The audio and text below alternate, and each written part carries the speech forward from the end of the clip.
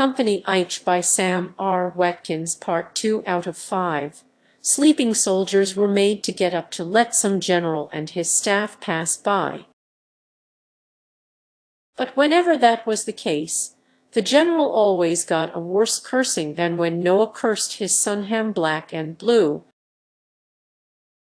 I heard Jesse Ely do this once. We march on. The scene of a few days ago comes unbidden to my mind. Tramp, tramp, tramp, the soldiers are marching.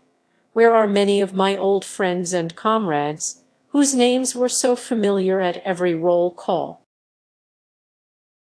And whose familiar here is no more, they lie yonder at Periville, unburied, on the field of battle. They lie where they fell, more than 350 members of my regiment, the 1st Tennessee, numbered among the killed and wounded 185 slain on the field of battle. Who are they even then? I had to try to think up the names of all the slain of Co Aytch alone. Their spirits seemed to be with us on the march, but we know that their souls are with their God. Their bones today, no doubt, bleach upon the battlefield. They left their homes, families, and loved ones a little more than one short 12 months ago, dressed in their gray uniforms, amid the applause and cheering farewells of those same friends.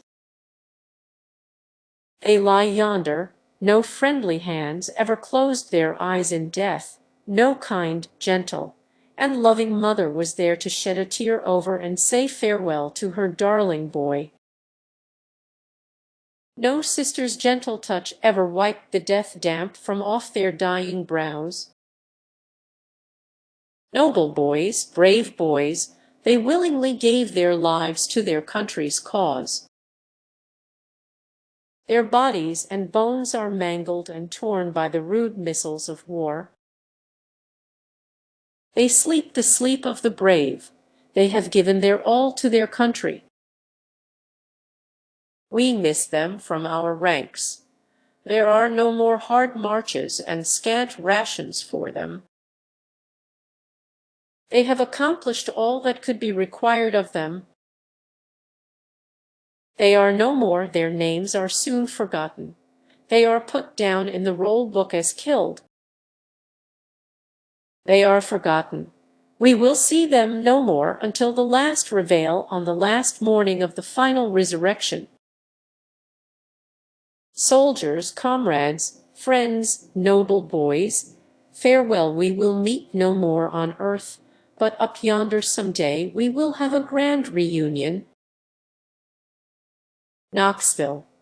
The first night after crossing Cumberland Gap. I have forgotten the date, but I know it was very early in the fall of the year. We had had no frost or cold weather, and our marches all through Kentucky had been characterized by very dry weather. It not having rained a drop on us during the whole time, about 4 o'clock in the morning it began to snow. And the next morning the ground was covered with a deep snow, the trees and grass and everything of the vegetable kingdom still green. When we got back to Knoxville we were the lousiest, dirtiest, raggedest-looking rebels you ever saw. I had been shot through the hat and cartridge box at Periville, and had both on, and the clothing I then had on was all that I had in the world. William A. Hughes and I were walking up the street looking at the stores, etc., when we met 2 of the prettiest girls I ever saw. They ran forward with smiling faces, and seemed very glad to see us. I thought they were old acquaintances of Hughes, and Hughes thought they were old acquaintances of mine. We were soon laughing and talking as if we had been old friends, when one of the young ladies spoke up and said, "Gentlemen, There is a supper for the soldiers at the Ladies' Association rooms, and we are sent out to bring in all the soldiers we can find. We spoke up quickly and said, thank you, young ladies," and I picked out the prettiest one and said, "Please take my arm," which she did, and Hughes did the same with the other one, and we went in that style down the street. I imagine we were a funny-looking sight. I know one thing, I felt good all over, and as proud as a boy with his first pants. And when we got to that supper room those young ladies waited on us, and we felt as grand as kings. To you ladies I say God bless you. Ah, Sneak!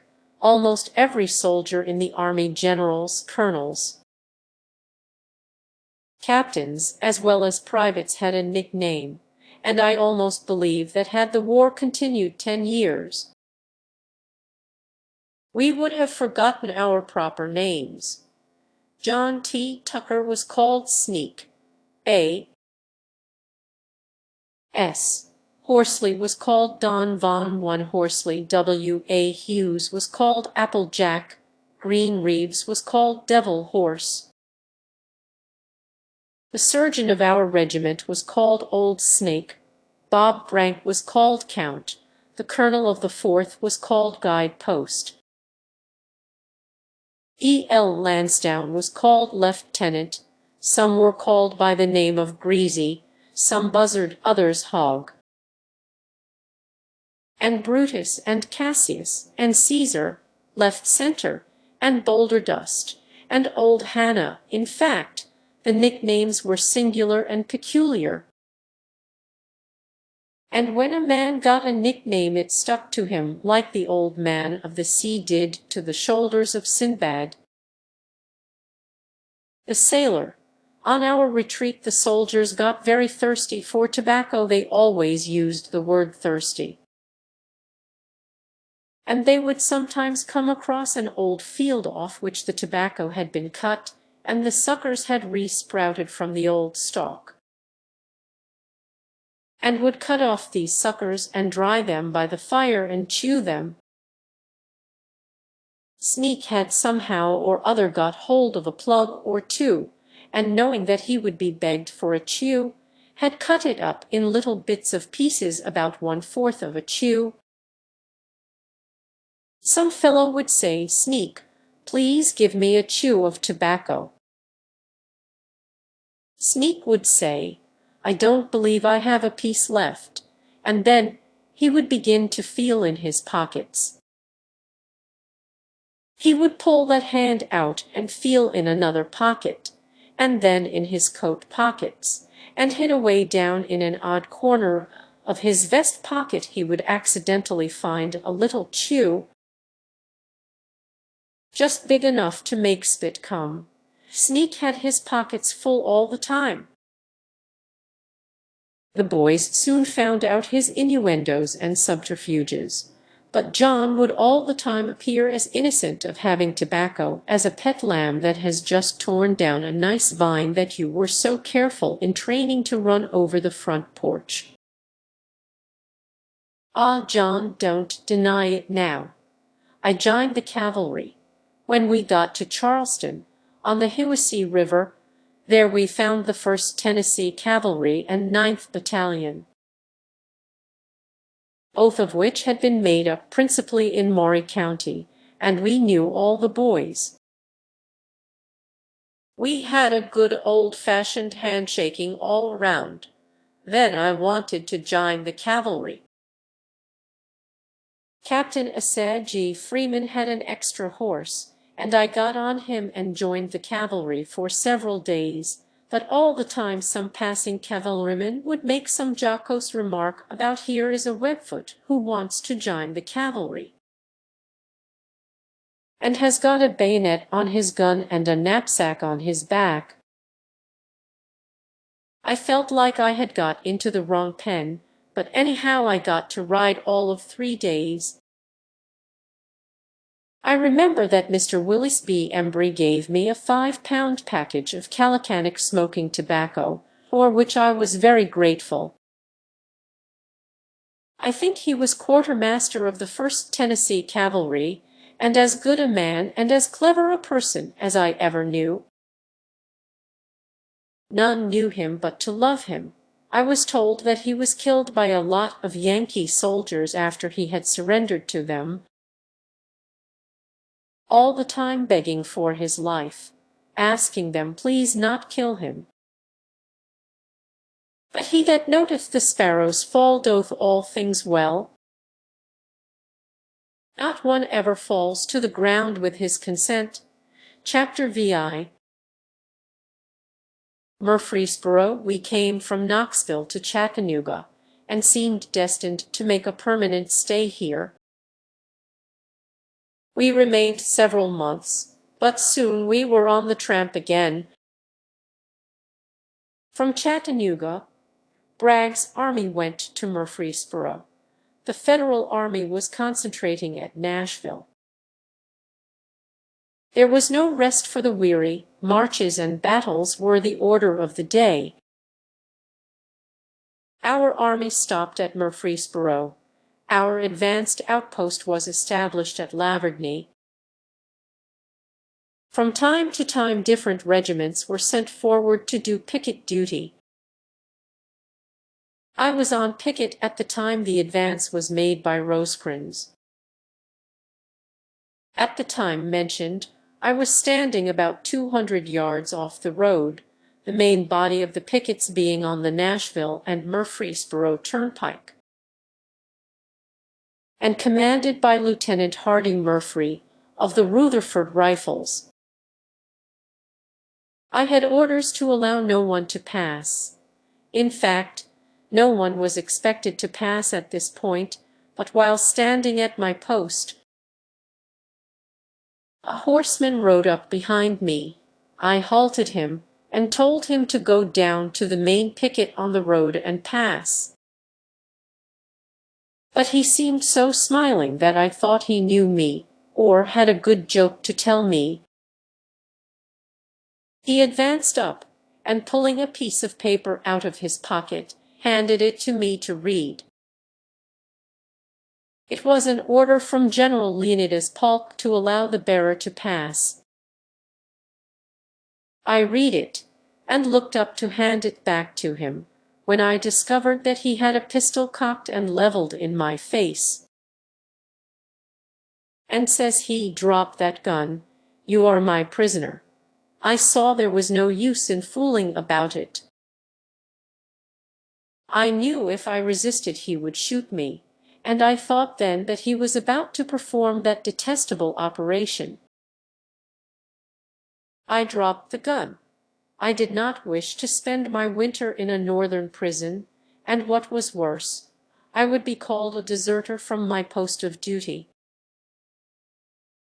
The Yankee picket lines were not a half-mile off.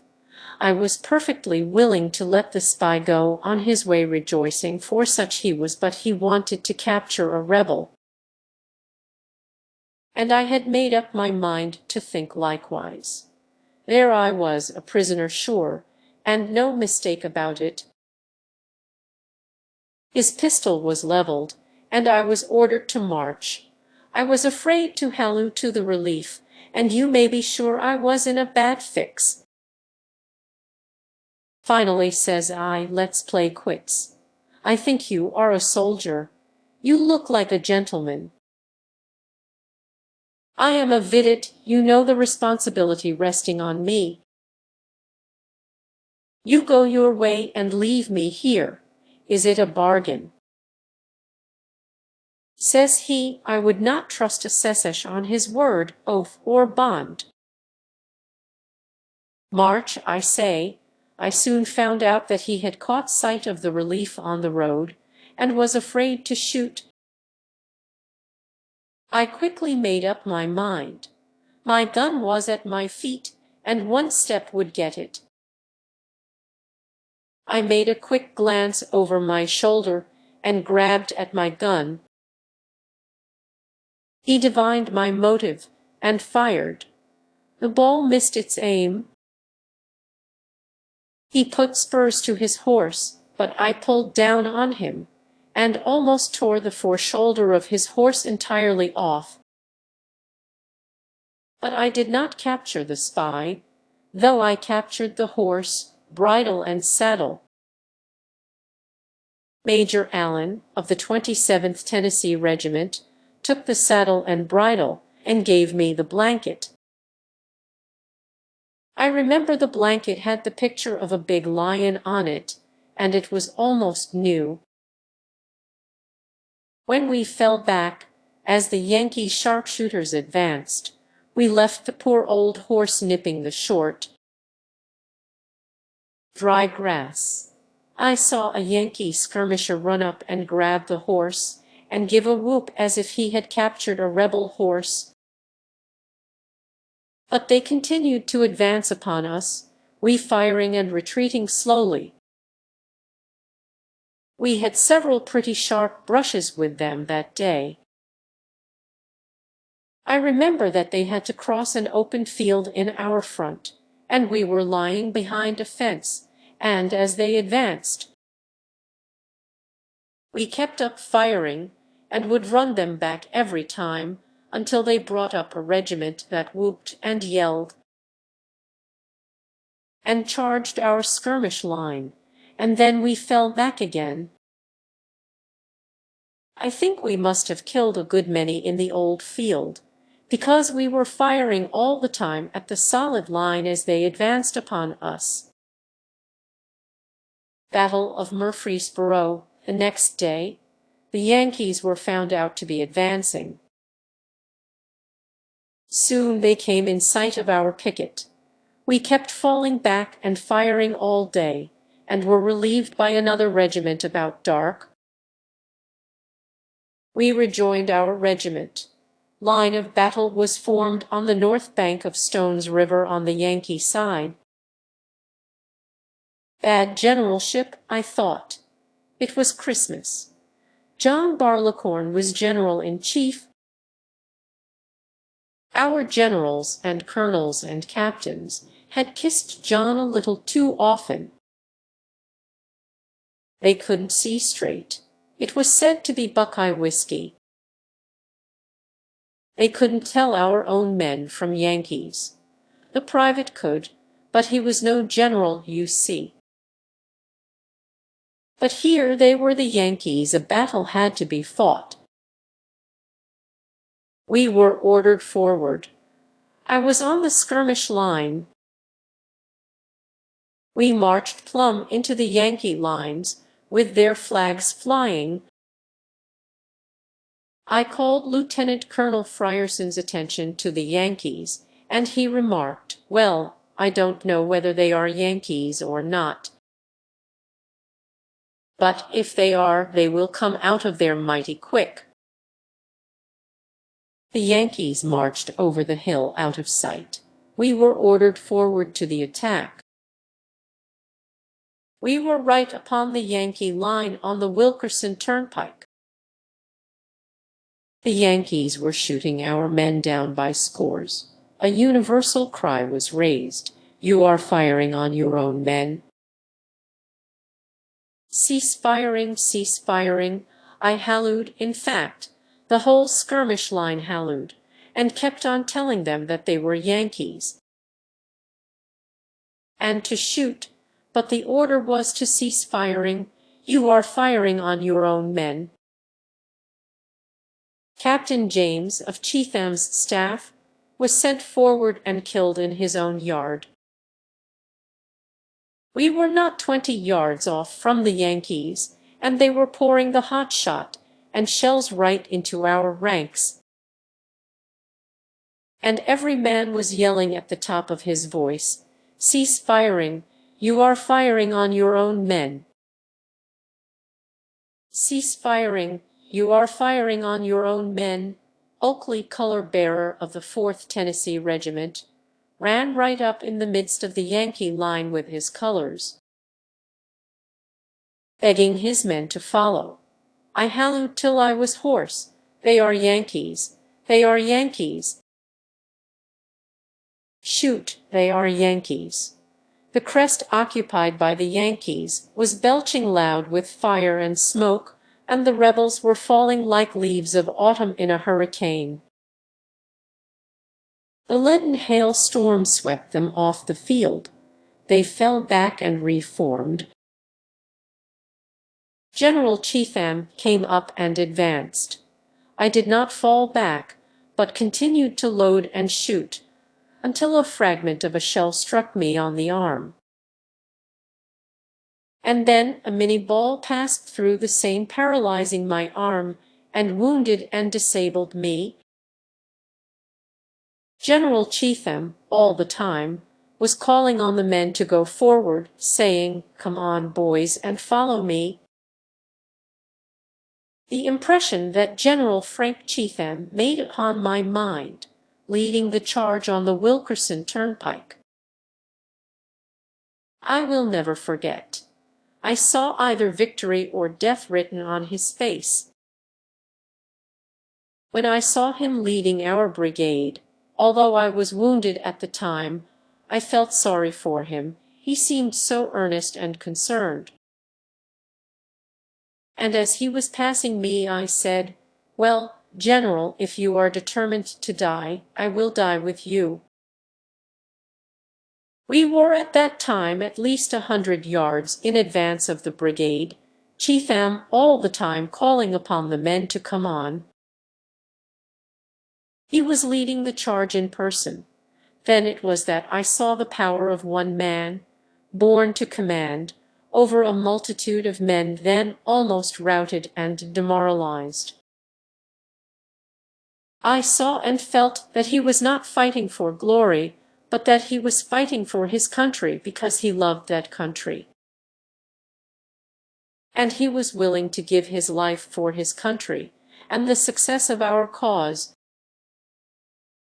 He deserves a wreath of immortality and a warm place in every Southron's heart for his brave and glorious example on that bloody battlefield of Murfreesboro.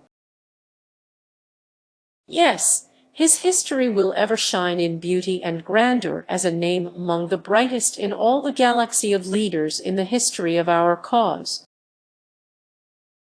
Now, another fact I will state, and that is, when the private soldier was ordered to charge and capture the 12 pieces of artillery, heavily supported by infantry, Maney's brigade raised a whoop and yell, and swooped down on those Yankees like a gust of woodpeckers in a hailstorm, paying the blue-coated rascals back with compound interest, for when they did come, every man's gun was loaded.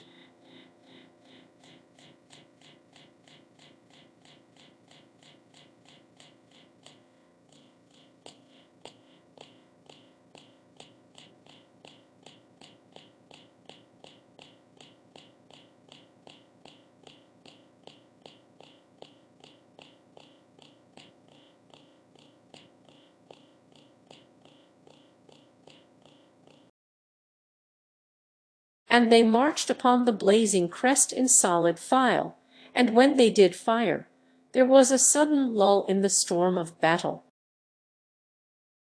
because the Yankees were nearly all killed. I cannot remember now of ever seeing more dead men and horses and captured cannon,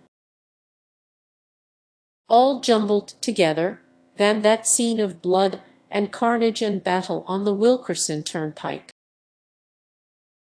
The ground was literally covered with bluecoats dead, and if I remember correctly, there were 80 dead horses. By this time our command had reformed and charged the blazing crest. The spectacle was grand. With cheers and shouts they charged up the hill, shooting down and bayoneting the flying cannoneers.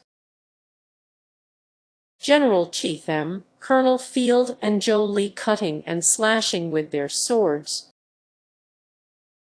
The victory was complete. The whole left wing of the Federal Army was driven back 5 miles from their original position. Their dead and wounded were in our lines, and we had captured many pieces of artillery, small arms, and prisoners. When I was wounded, the shell and shot that struck me knocked me winding. I said, "Oh, oh, I am wounded," and at the same time I grabbed my arm. I thought it had been torn from my shoulder. The brigade had fallen back about 200 yards when General Chetham's presence reassured them, and they soon were in line and ready to follow so brave and gallant a leader, and had that order of cease firing. "You are firing on your own men," not been given, Maney's brigade would have had the honor of capturing 18 pieces of artillery and 10,000 prisoners. This I do know to be a fact. As I went back to the field hospital, I overtook another man walking along. I do not know to what regiment he belonged, but I remember of first noticing that his left arm was entirely gone. His face was as white as a sheet. The breast and sleeve of his coat had been torn away, and I could see the frazzled end of his shirt sleeve, which appeared to be sucked into the wound. I looked at it pretty close, and I said, "Great God," for I could see his heart throb and the respiration of his lungs. I was filled with wonder and horror at the sight. He was walking along when all at once he dropped down and died without a struggle or a groan. I could tell of hundreds of such incidents of the battlefield. Robbing a dead Yankee. In passing over the battlefield, I came across a dead Yankee colonel. He had on the finest clothes I ever saw, a red sash and fine sword. I particularly noticed his boots. I needed them, and had made up my mind to wear them out for him. But I could not bear the thought of wearing dead men's shoes. I took hold of the foot and raised it up, and made one trial at the boot to get it off. I happened to look up, and the colonel had his eyes wide open, and seemed to be looking at me. He was stone dead, but I dropped that foot quick. It was my first and last attempt to rob a dead Yankee. After the battle was over at Murfreesboro, that night, John Tucker and myself thought that we would investigate the contents of a fine brick mansion in our immediate front.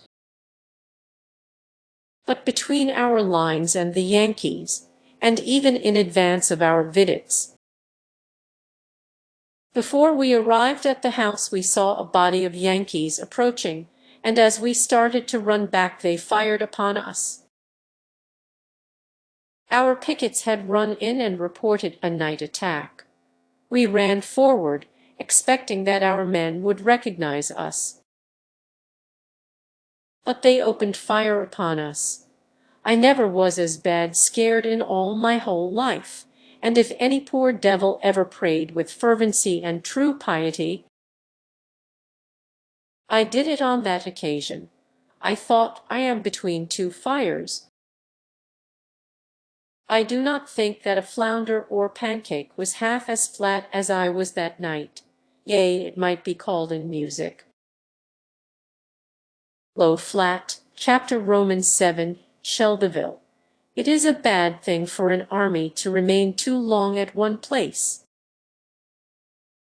The men soon become discontented and unhappy, and we had no diversion or pastime except playing poker and chuck-a-luck.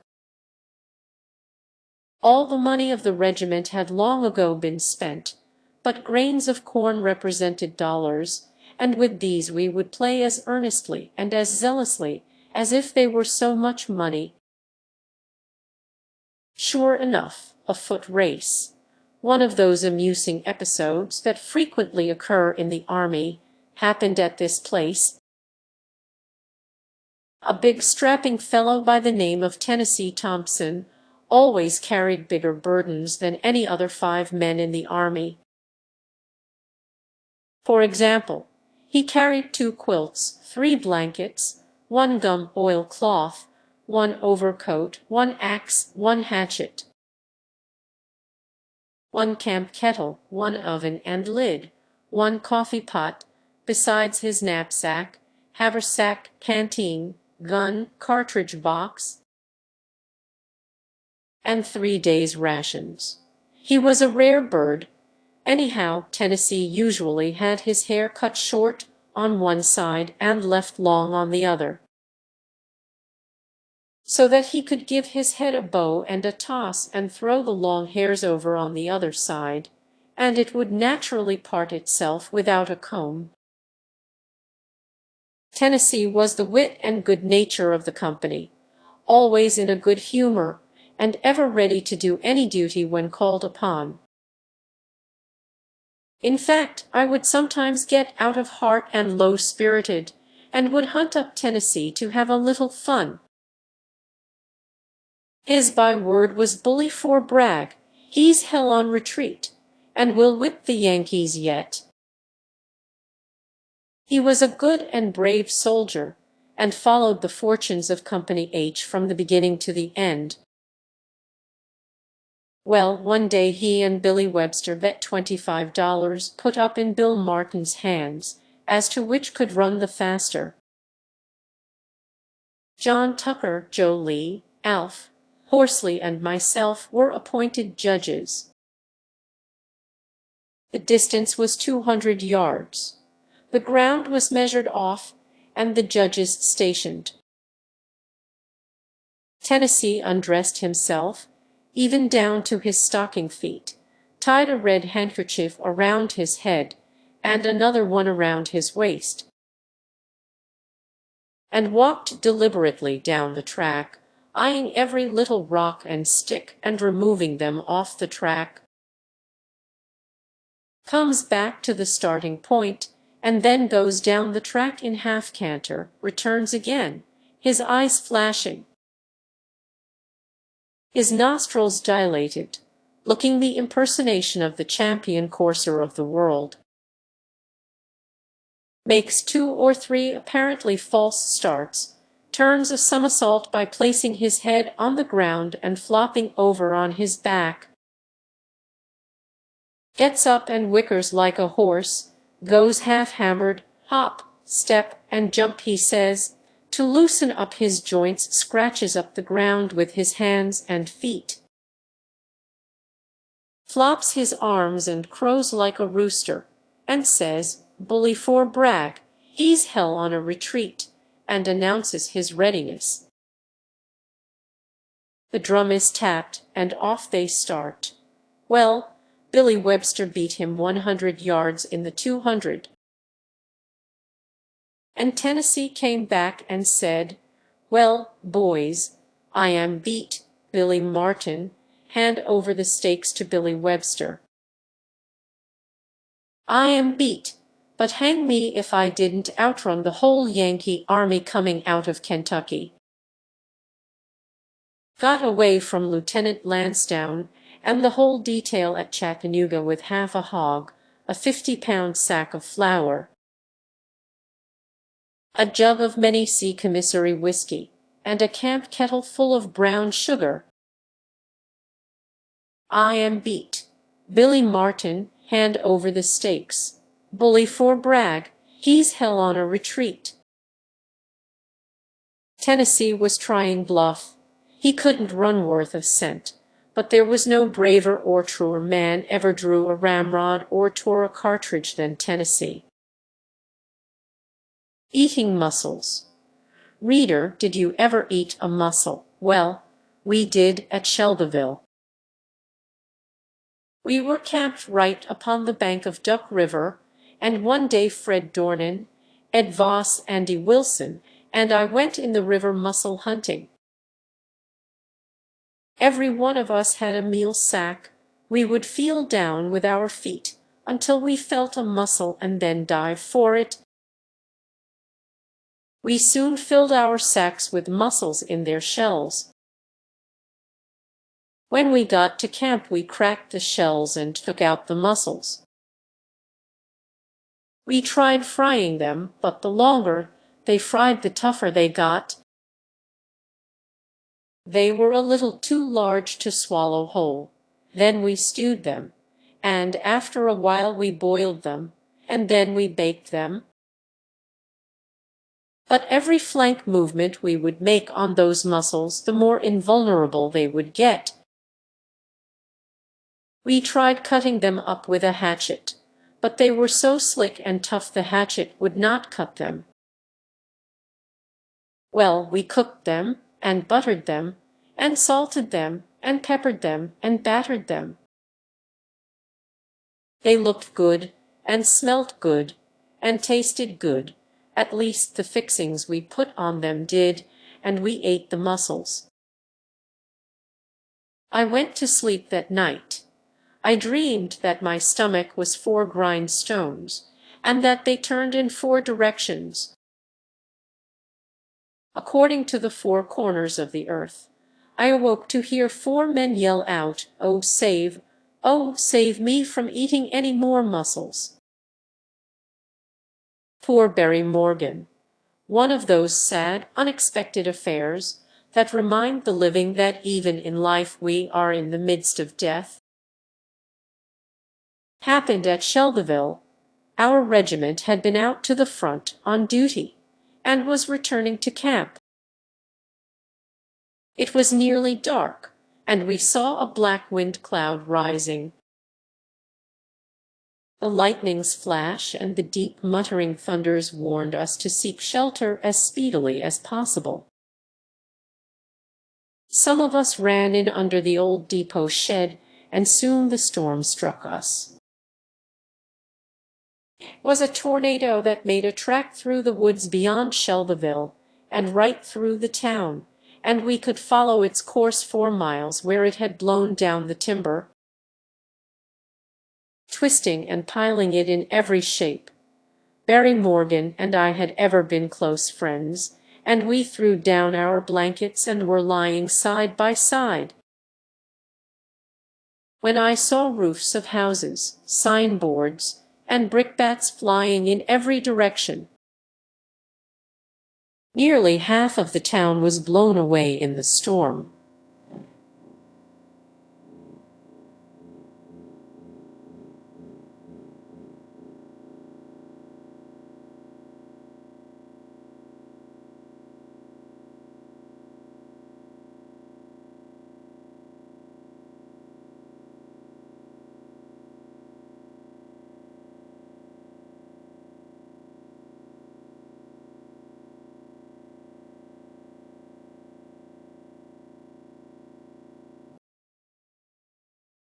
While looking at the storm without, I felt the old shed suddenly jar and tremble, and suddenly become unroofed. And it seemed to me that 10,000 brickbats had fallen in around us. I could hear nothing for the roaring of the storm, and could see nothing for the blinding rain and flying dirt and bricks and other rubbish. The storm lasted but a few minutes, but those minutes seemed ages. When it had passed, I turned to look at poor Barry. Poor fellow, his head was crushed in by a brickbat, his breast crushed in by another, and I think his arm was broken, and he was otherwise mutilated. It was a sad sight. Many others of our regiment were wounded. Barry was a very handsome boy. He was what everybody would call a pretty man. He had fair skin, blue eyes, and fine curly hair, which made him look like an innocent child. I loved Barry. He was my friend as true as the needle to the pole. But God, who doth all things well, took his spirit in the midst of the storm to that beautiful home beyond the skies. I thank God I am no infidel. We will meet again. Wright shot to death with musketry. I saw a young boy about 17 or 18 years old, by the name of Wright, and belonging to General Marcus J. Wright's brigade, shot to death with musketry at this place. The whole of Chetham's division had to march out and witness the horrid scene. Now, I have no doubt that many, if not all, would have gone without being forced to do so, but then you know that was Bragg's style. He wanted always to display his tyranny, and to intimidate his privates as much as possible. The young man was hauled in a wagon, sitting on his coffin, to the place where the grave was to be dug, and a post was planted in the ground. He had to sit there for more than 2 hours, looking on at the preparations for his death. I went up to the wagon, like many others, to have a look at the doomed man. He had his hat pulled down over his eyes, and was busily picking at the ends of his fingers. The guard who then had him in charge told me that one of the culprit's own brothers was one of the detail to shoot him. I went up to the wagon and called him, Wright. He made no reply, and did not even look up. Then I said, Wright, why don't you jump out of that wagon and run? He was callous to everything. I was sorry for him. When the division was all assembled, and the grave dug, and the post set, he was taken out of the wagon and tied to the post. He was first tied facing the post, and consequently would have been shot in the back,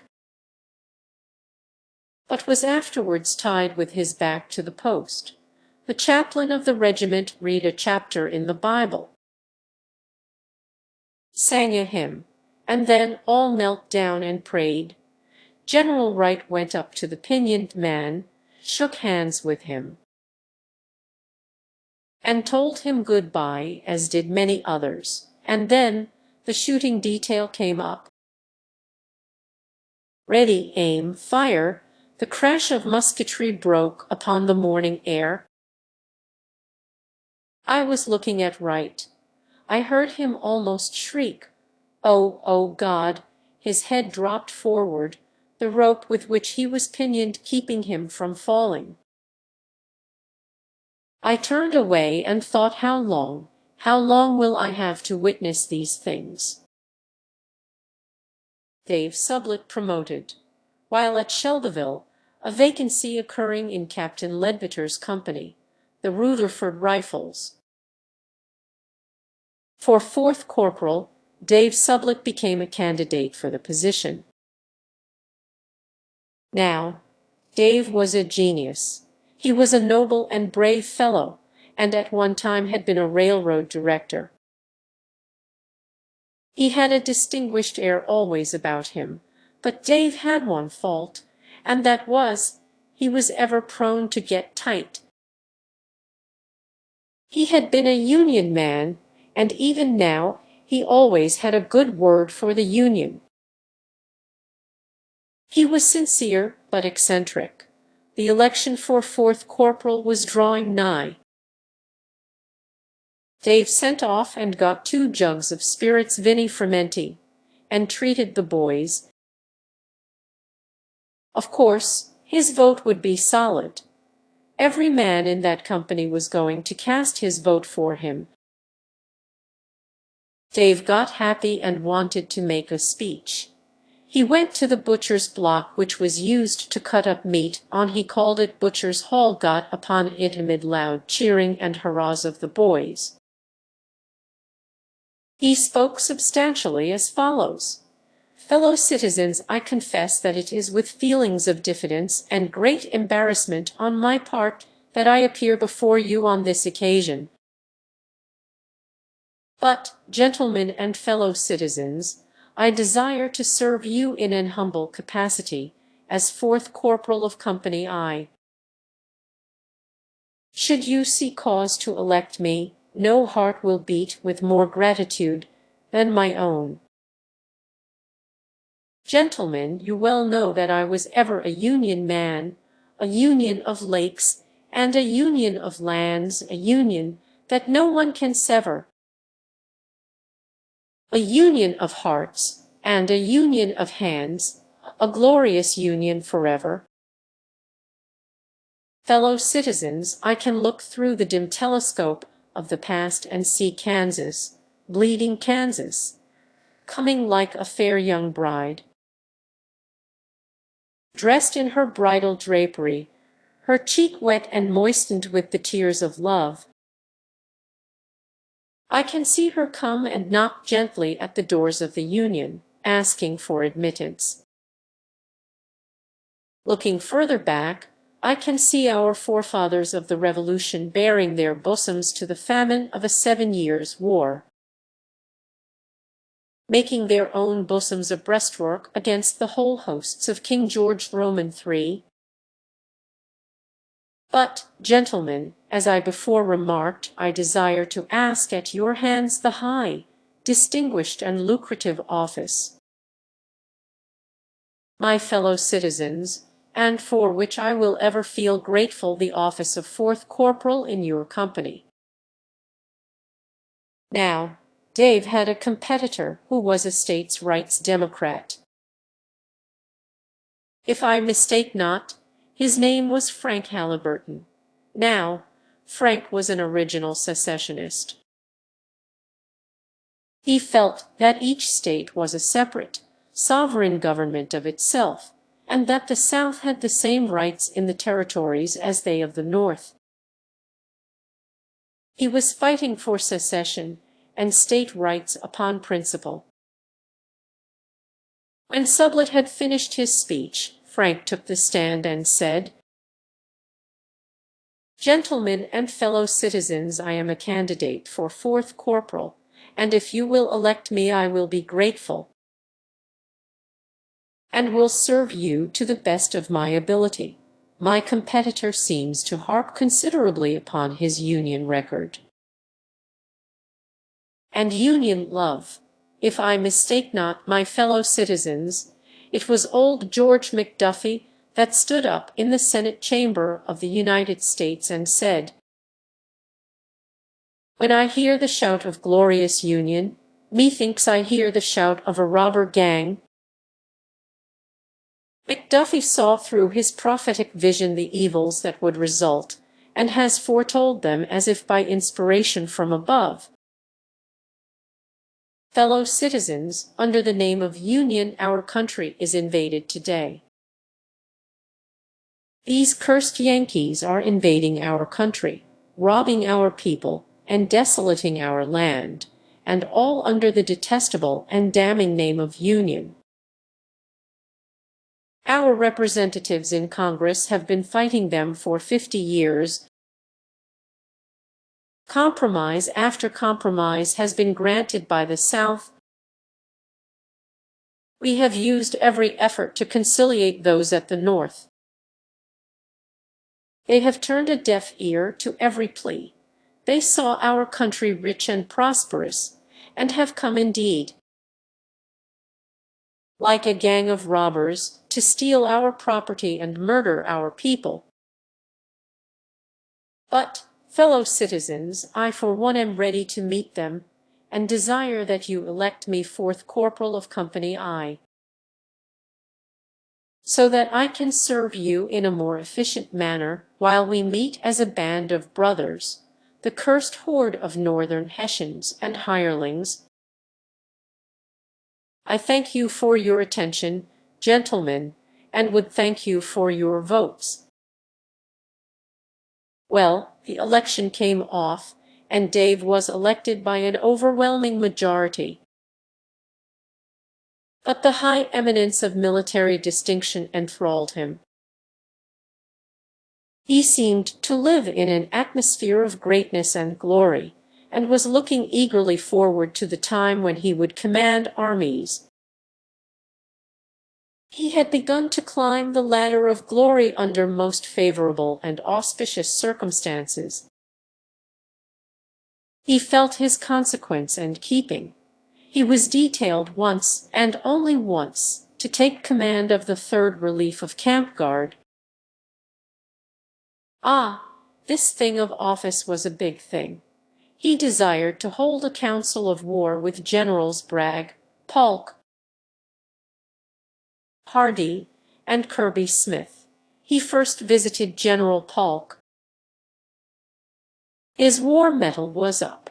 He wanted a fight just then and there, and a fight he must have, at all hazards. And to the last extremity, he became obstreperous when General Polk called a guard and had him marched off to the guard-house.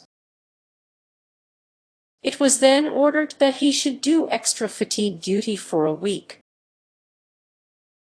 The guard would take him to the woods with an axe, and he would make 2 or 3 chops on a tree and look up at it and say, "Woodman, spare that tree, touch not a single bough, in youth it sheltered me, and I will protect it now." He would then go to another tree, but at no tree would he make more than 2 or 3 licks before he would go to another. He would hit a limb and then a log, would climb a tree and cut at a limb or 2, and keep on this way until he came to a hard old stump, which on striking his axe would bound and spring back. He had found his desire. The top of that stump became fun and pleasure. Well, his time of misdemeanor expired and he was relieved. He went back and reported to Colonel Field, who informed him that he had been reduced to the ranks. He drew himself up to his full height and said, "Colonel, I regret exceedingly to be so soon deprived of my new-fledged honors that I have won on so many a hard-fought and bloody battlefield. But if I am reduced to the ranks as a private soldier, I can but exclaim, like Moses of old, when he crossed the Red Sea in defiance of Pharaoh's hosts, 'Oh, how the mighty have fallen!'" He then marched off with the air of the born soldier. Down Duck River in a canoe, or a pro-novice. At this place, Duck River wended its way to Columbia. On one occasion it was up, had on its Sunday clothes a-booming. Andy Wilson and I thought that we would slip off and go down the river in a canoe. We got the canoe and started. It was a leaky craft. We had not gone far before the thing capsized, and we swam ashore. But we were outside of the lines now, and without passes. We would have been arrested anyhow, so we put our sand paddles to work and landed in Columbia that night. I loved a maid, and so did Andy, and some poet has said that love laughs at grates, bars, locksmiths, etc. I do not know how true this is, but I do know that when I went to see my sweetheart, that night I asked her to pray for me, because I thought the prayers of a pretty woman would go a great deal further up yonder than mine would. I also met Cousin Alice, another beautiful woman, at my father's front gate, and told her that she must pray for me, because I knew I would be court-martialed as soon as I got back, that I had no idea of deserting the army and only wanted to see the maid I loved. It took me one day to go to Columbia and one day to return, and I stayed at home only one day and went back of my own accord. When I got back to Shelbyville, I was arrested and carried to the guard-house, and when court-martialed was sentenced to 30 days fatigue duty and to forfeit 4 months' pay at $11 per month. Making $44 now, you see how dearly I paid for that trip. But, fortunately for me, General Leonidas Polk has issued an order that very day promising pardon to all soldiers absent without leave if they would return. I got the guard to march me up to his headquarters and told him of my predicament, and he ordered my release, but said nothing of remitting the fine. So when we were paid off at Chattanooga, I was left out. The Confederate States of America were richer by $44.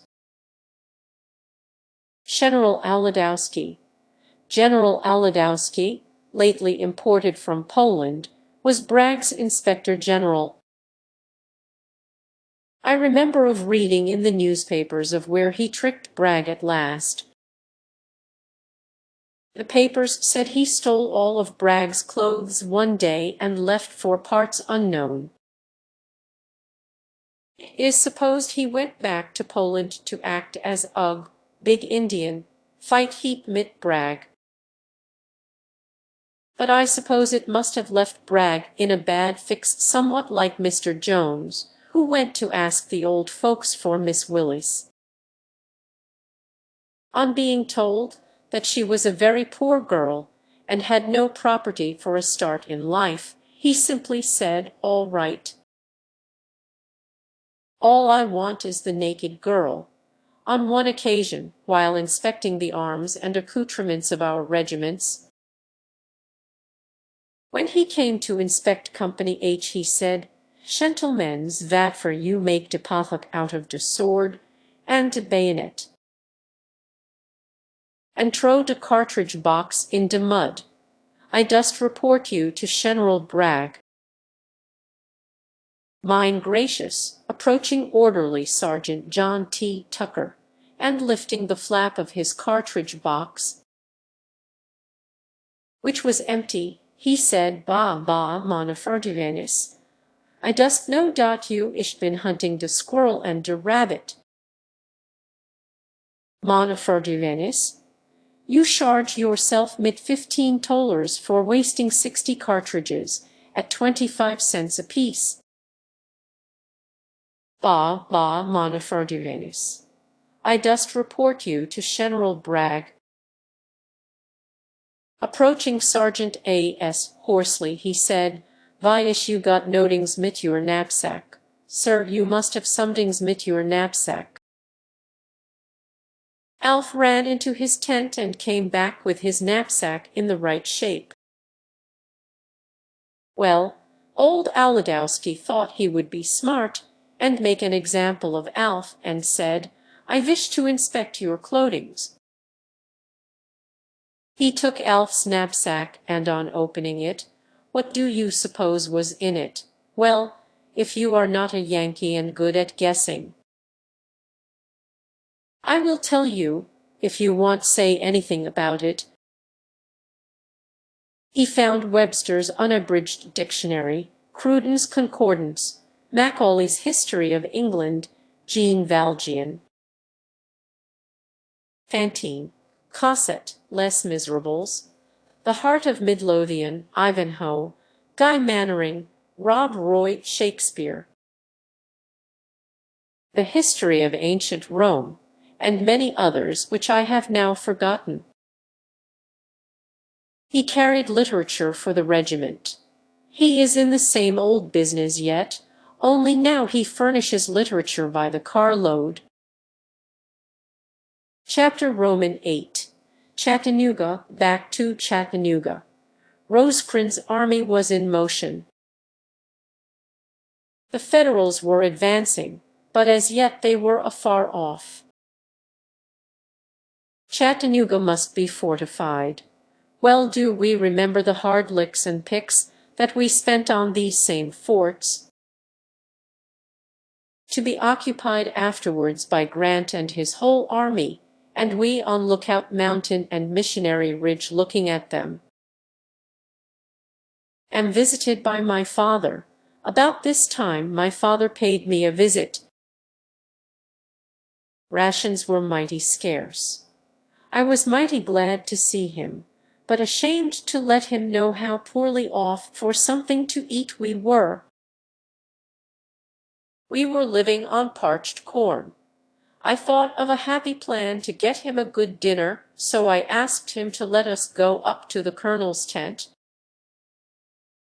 Says I, Colonel Field, I desire to introduce you to my father, and as rations are a little short in my mess,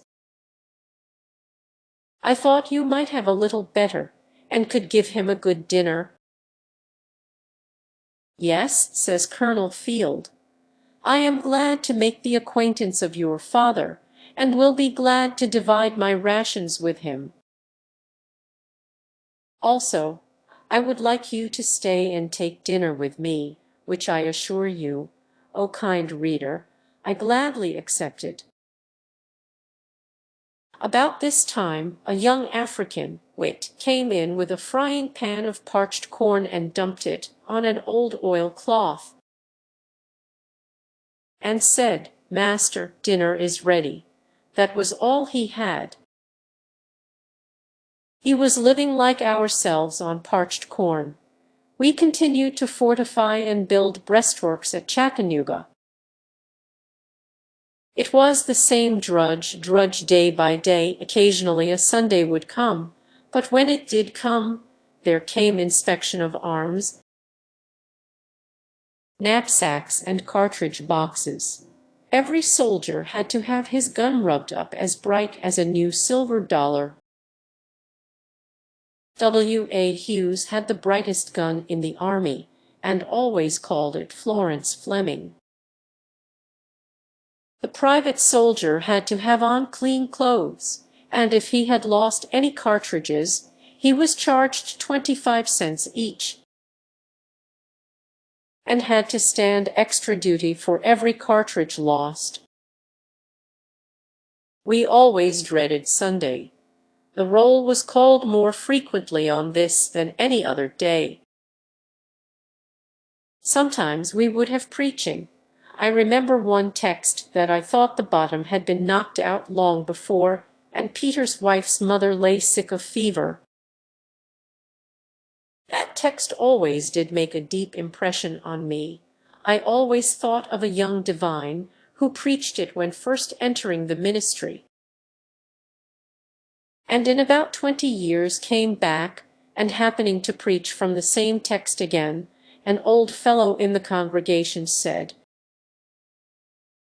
Mr. Preacher, ain't that old woman dead yet? Well, that was the text that was preached to us soldiers one Sunday at Chattanooga. I could not help thinking all the time, ain't that old woman dead yet? But he announced that he would preach again at 3 o'clock. We went to hear him preach at 3 o'clock, as his sermon was so interesting about Peter's wife's mother lay sick of a fever. We thought maybe it was a sort of sickly subject, and he would liven us up a little in the afternoon service. Well, he took his text, drawled out through his nose like small sweetness long drawn out, M-O-R-T-H-A, Thou art W-E-O-R-I-E-D, and troubled about many things, but M-O-R-Y hath chosen that good part, that shall never be taken from her. Well, you see, O gentle and fair reader, that I remember the text these long gone 20 years. I do not remember what he preached about, but I remember thinking that he was a great ladies' man, at any rate. And whenever I see a man who loves and respects the ladies, I think him a good man. The next sermon was on the same sort of a text, and the Lord God caused a deep sleep to fall on Adam, and took out of he stopped here and said he meant out of. That he, being translated from the Latin and Greek, meant out of, and took ye, or rather out of a rib and formed woman. I never did know why he expatiated so largely on don't understand it yet, but you see, reader mine, I remember but the little things that happened in that stormy epoch. I remember the part of the sermon more distinctly than all of his profound eruditions of theology, dogmas, creeds, and evidences of Christianity, and I only write at this time from memory of things that happened 20 years ago. Out a-larking at this place. We took Walter Hood out a-larking. The way to go a-larking is this: get an empty meal bag and about a dozen men and go to some dark forest or open field on some cold, dark, frosty or rainy night, about 5 miles from camp. Get someone who does not understand the game to hold the bag in as stooping and cramped a position as is possible, to keep perfectly still and quiet, and when he has got in the right fix, the others to go off to drive in the larks. As soon as they get out of sight, they break in a run and go back to camp, and go to sleep, leaving the poor fellow all the time holding the bag. Well, Walter was as good and as clever a fellow as you ever saw, was popular with everybody, and as brave and noble a fellow as ever tore a cartridge, or drew a ramrod, or pulled a trigger, but was the kind of a boy that was easily roped into fun or fight or anything that would come up. We all loved him, poor fellow. He is up yonder, died on the field of glory and honor. He gave his life, 'twas all he had, for his country. Peace to his memory. That night we went a-larking, and Walter held the bag. I did not see him till next morning. While I was gulping down my coffee, as well as laughter, Walter came around, looking sort of sheepish and shy-like, and I was trying to look as solemn as a judge.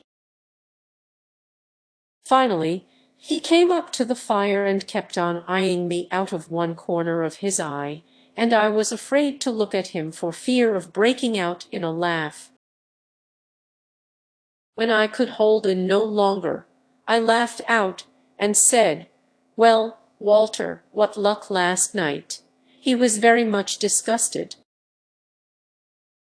and said, "Humph, you all think that you are smart. I can't see anything to laugh at in such foolishness as that." He said, "Here, I have brought your bag back. That conquered me." After that kind of magnanimous act in forgiving me and bringing my bag back so pleasantly and kindly, I was his friend, and would have fought for him. I felt sorry that we had taken him out a-larking. Hanging 2 spies. I can now recall to memory but one circumstance that made a deep impression on my mind at the time. I heard that 2 spies were going to be hung on a certain day, and I went to the hanging. The scaffold was erected, 2 coffins were placed on the platform, the ropes were dangling from the crossbeam above. I had seen men shot, and whipped, and shaved, and branded at Corinth and Tupelo, and one poor fellow named Wright shot at Shelbyville. They had all been horrid scenes to me, but they were rebels, and like begets like. I did not know when it would be my time to be placed in the same position, you see, and a fellow feeling makes us wondrous kind. I did not know what was in store in the future for me. Ah, there was the rub, don't you see? This shooting business wasn't a pleasant thing to think about. But Yankees, that was different. I wanted to see a Yankee spy hung. I wouldn't mind that. I would like to see him agonize. A spy, oh, yes. They had hung one of our regiment at Pulaski Sam Davis. Yes, I would see the hanging. After a while I saw a guard approach, and saw two little boys in their midst, but did not see the Yankees that I had been looking for. The two little boys were rushed upon the platform. I saw that they were handcuffed. Are they spies? I was appalled, I was horrified. Nay, more, I was sick at heart. One was about 14 and the other about 16 years old, I should judge. The ropes were promptly adjusted around their necks by the provost marshal. The youngest one began to beg and cry and plead most piteously. It was horrid. The older one kicked him and told him to stand up and show the rebels how a Union man could die for his country. Be a man. The charges and specifications were then read. The props were knocked out, and the two boys were dangling in the air. I turned off sick at heart, eating rats. While stationed at this place, Chattanooga, rations were very scarce and hard to get. And it was, perhaps, economy on the part of our generals and commissaries to issue rather scant rations. About this time we learned that Pemberton's army, stationed at Vicksburg, were subsisting entirely on rats. Instead of the idea being horrid, we were glad to know that necessity is the mother of invention, and that the idea had originated in the mind of genius. We at once acted upon the information and started out rat hunting, but we couldn't find any rats. Presently we came to an old outhouse that seemed to be a natural harbor for this kind of vermin.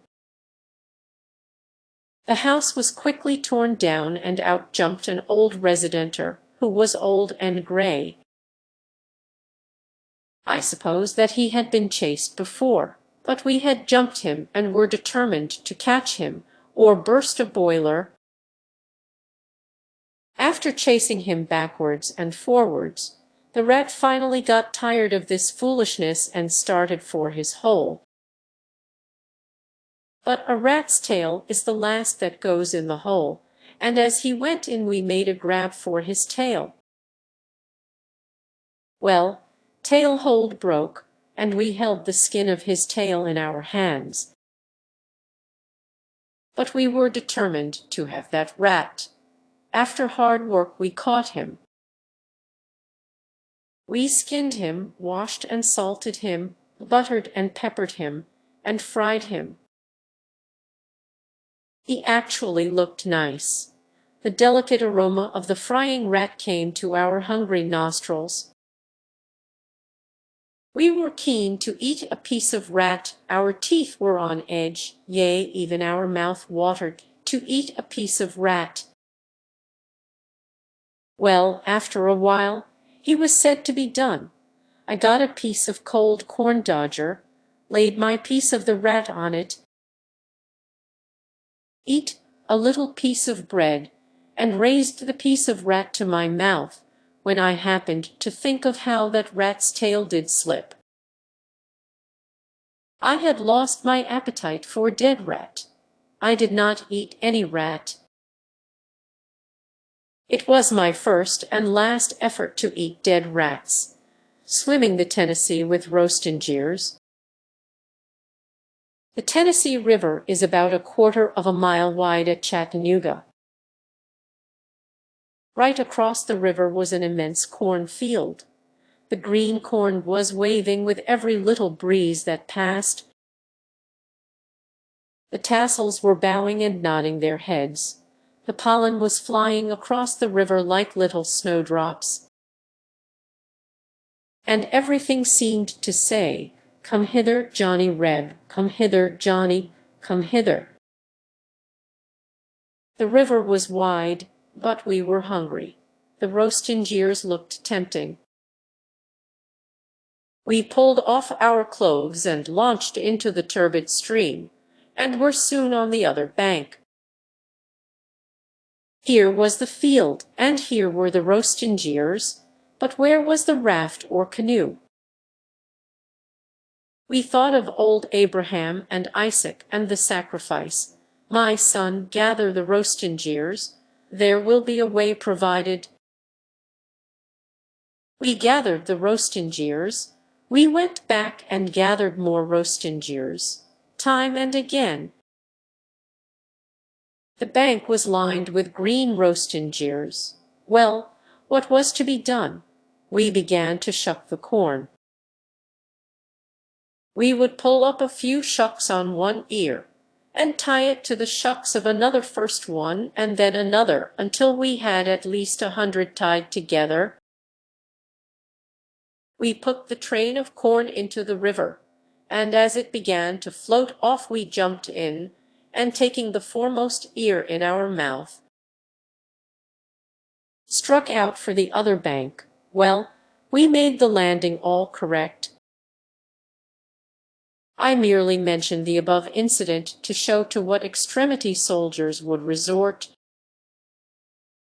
Thousands of such occurrences were performed by the private soldiers of the rebel army. Am detailed to go foraging.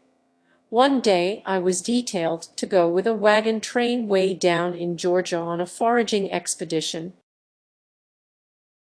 It was the first time since I had enlisted as a private that I had struck a good thing. No roll call, no drilling, no fatigue duties, building fortifications, standing picket, dress parade, reviews, or retreats had to be answered to the same old monotonous roll call that had been answered 5,000 times in these 3 years. I felt like a free man. The shackles of discipline had for a time been unfettered. This was bliss, this was freedom, this was liberty. The sky looked brighter, the birds sang more beautiful and sweeter than I remember to have ever heard them. Even the little streamlets and branches danced and jumped along the pebbly beds, while the minnows sported and frolicked under the shining ripples. The very flocks and herds in the pasture looked happy and gay. Even the screech of the wagons that needed greasing seemed to send forth a happy sound. It was fine, I tell you. The blackberries were ripe, and the roadsides were lined with this delicious fruit. The Lord said that he would curse the ground for the disobedience of man, and henceforth it should bring forth thorns and briars. But the very briars that had been cursed were loaded with the abundance of God's goodness. I felt, then, like David in one of his psalms, "The Lord is good, the Lord is good, for his mercy endureth forever." Please pass the butter. For several days the wagon train continued on until we had arrived at the part of country to which we had been directed. Whether they bought or pressed the corn, I know not, but the old gentleman invited us all to take supper with him. If I have ever eaten a better supper than that, I have forgotten it. They had biscuit for supper. What? Flour bread? Did my eyes deceive me? Well, there were biscuit sure enough, flour, bread, and sugar, and coffee, genuine Rio, none of your rye or potato coffee. And butter, regular butter, and ham and eggs, and turnip greens and potatoes, and fried chicken, and nice clean plates, none of your tin affairs, and a snow-white tablecloth and napkins. and white-handled knives and silver forks. At the head of the table was the madam, having on a pair of golden spectacles. And at the foot the old gentleman. He said grace. And, to cap the climax, 2 handsome daughters. I know that I had never seen 2 more beautiful ladies. They had on little white aprons, trimmed with jaconet edging, and collars as clean and white as snow. They looked good enough to eat, and I think at that time I would have given 10 years of my life to have kissed one of them. We were invited to help ourselves. Our plates were soon filled with the tempting food, and our tumblers with California beer. We would have liked it better had it been twice as strong, but what it lacked in strength we made up in quantity. The old lady said, "Daughter, hand the gentleman the butter."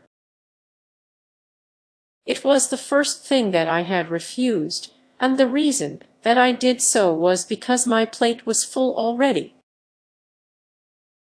Now, there is nothing that will offend a lady so quick as to refuse to take butter when handed to you. If you should say, "No, madam, I never eat butter," it is a direct insult to the lady of the house. Better, far better, for you to have remained at home that day. If you don't eat butter, it is an insult. If you eat too much, she will make your ears burn after you have left. It is a regulator of society, it is a civilizer, it is a luxury and a delicacy that must be touched and handled with care and courtesy on all occasions. Should you desire to get on the good side of a lady, just give a broad, sweeping, slathering compliment to her butter. It beats kissing the dirty-faced baby, it beats anything. Too much praise cannot be bestowed upon the butter, be it good, bad, or indifferent to your notions of things. But to her, her butter is always good, superior, excellent. I did not know this characteristic of the human female at the time, or I would have taken a delicate slice of the butter. Here is a sample of the colloquy that followed. "Mister, have some butter." "Not any at present, thank you, madam." "Well, I insist upon it. Our butter is nice." "Oh, I know it's nice, but my plate is full, thank you." "Well, take some anyhow." One of the girls spoke up and said, "Mother, the gentleman don't wish butter." "Well, I want him to know that our butter is clean, anyhow." "Well, madam, if you insist upon it, there is nothing that I love so well as warm biscuit and butter." "I will thank you for the butter. I dive in. I go in a little too heavy." The old lady hints in a delicate way that they sold butter. I dive in heavier. That cake of butter was melting like snow in a red-hot furnace. The old lady says we sell butter to the soldiers at a mighty good price. I dive in afresh, she says. I get $1 a pound for that butter, and I remark with a good deal of nonchalance, "Well, madam, it is worth it," and dive in again. I did not marry one of the girls. We evacuate Chattanooga. One morning, while sitting around our campfires, we heard a boom, and a bombshell passed over our heads. The Yankee army was right on the other bank of the Tennessee River. Bragg did not know of their approach until the cannon fired. Rosecrans' army is crossing the Tennessee River. a part are already on Lookout Mountain. Some of their cavalry scouts had captured some of our foraging parties in Will's Valley. The air was full of flying rumors. Wagons are being packed, camps are broken up, and there is a general hubbub everywhere. But your old soldier is always ready at a moment's notice. The assembly is sounded, form companies, and we are ready for a march, or a fight, or a detail, or anything. If we are marched 1,000 miles or 20 yards, it is all the same. The private soldier is a machine that has no right to know anything. He is a machine that moves without any volition of his own. If Edison could invent a wooden man that could walk and load and shoot, then you would have a good sample of the private soldier. And it would have this advantage: the private soldier eats, and the wooden man would not. We left Chattanooga, but whither bound we knew not, and cared not, but we marched toward Chickamauga and crossed at Lee and Gordon's Mill, the Bull of the Woods, on our way to Lafayette from Lee and Gordon's Mill. I remember a ludicrous scene, almost bordering on sacrilege. Rosecrans' army was very near us, and we expected before 3 days elapsed to be engaged in battle. In fact, we knew there must be a fight or a foot race, one or the other. We could smell, as it were, the battle afar off. One Sabbath morning it was announced that an eloquent and able LL.D.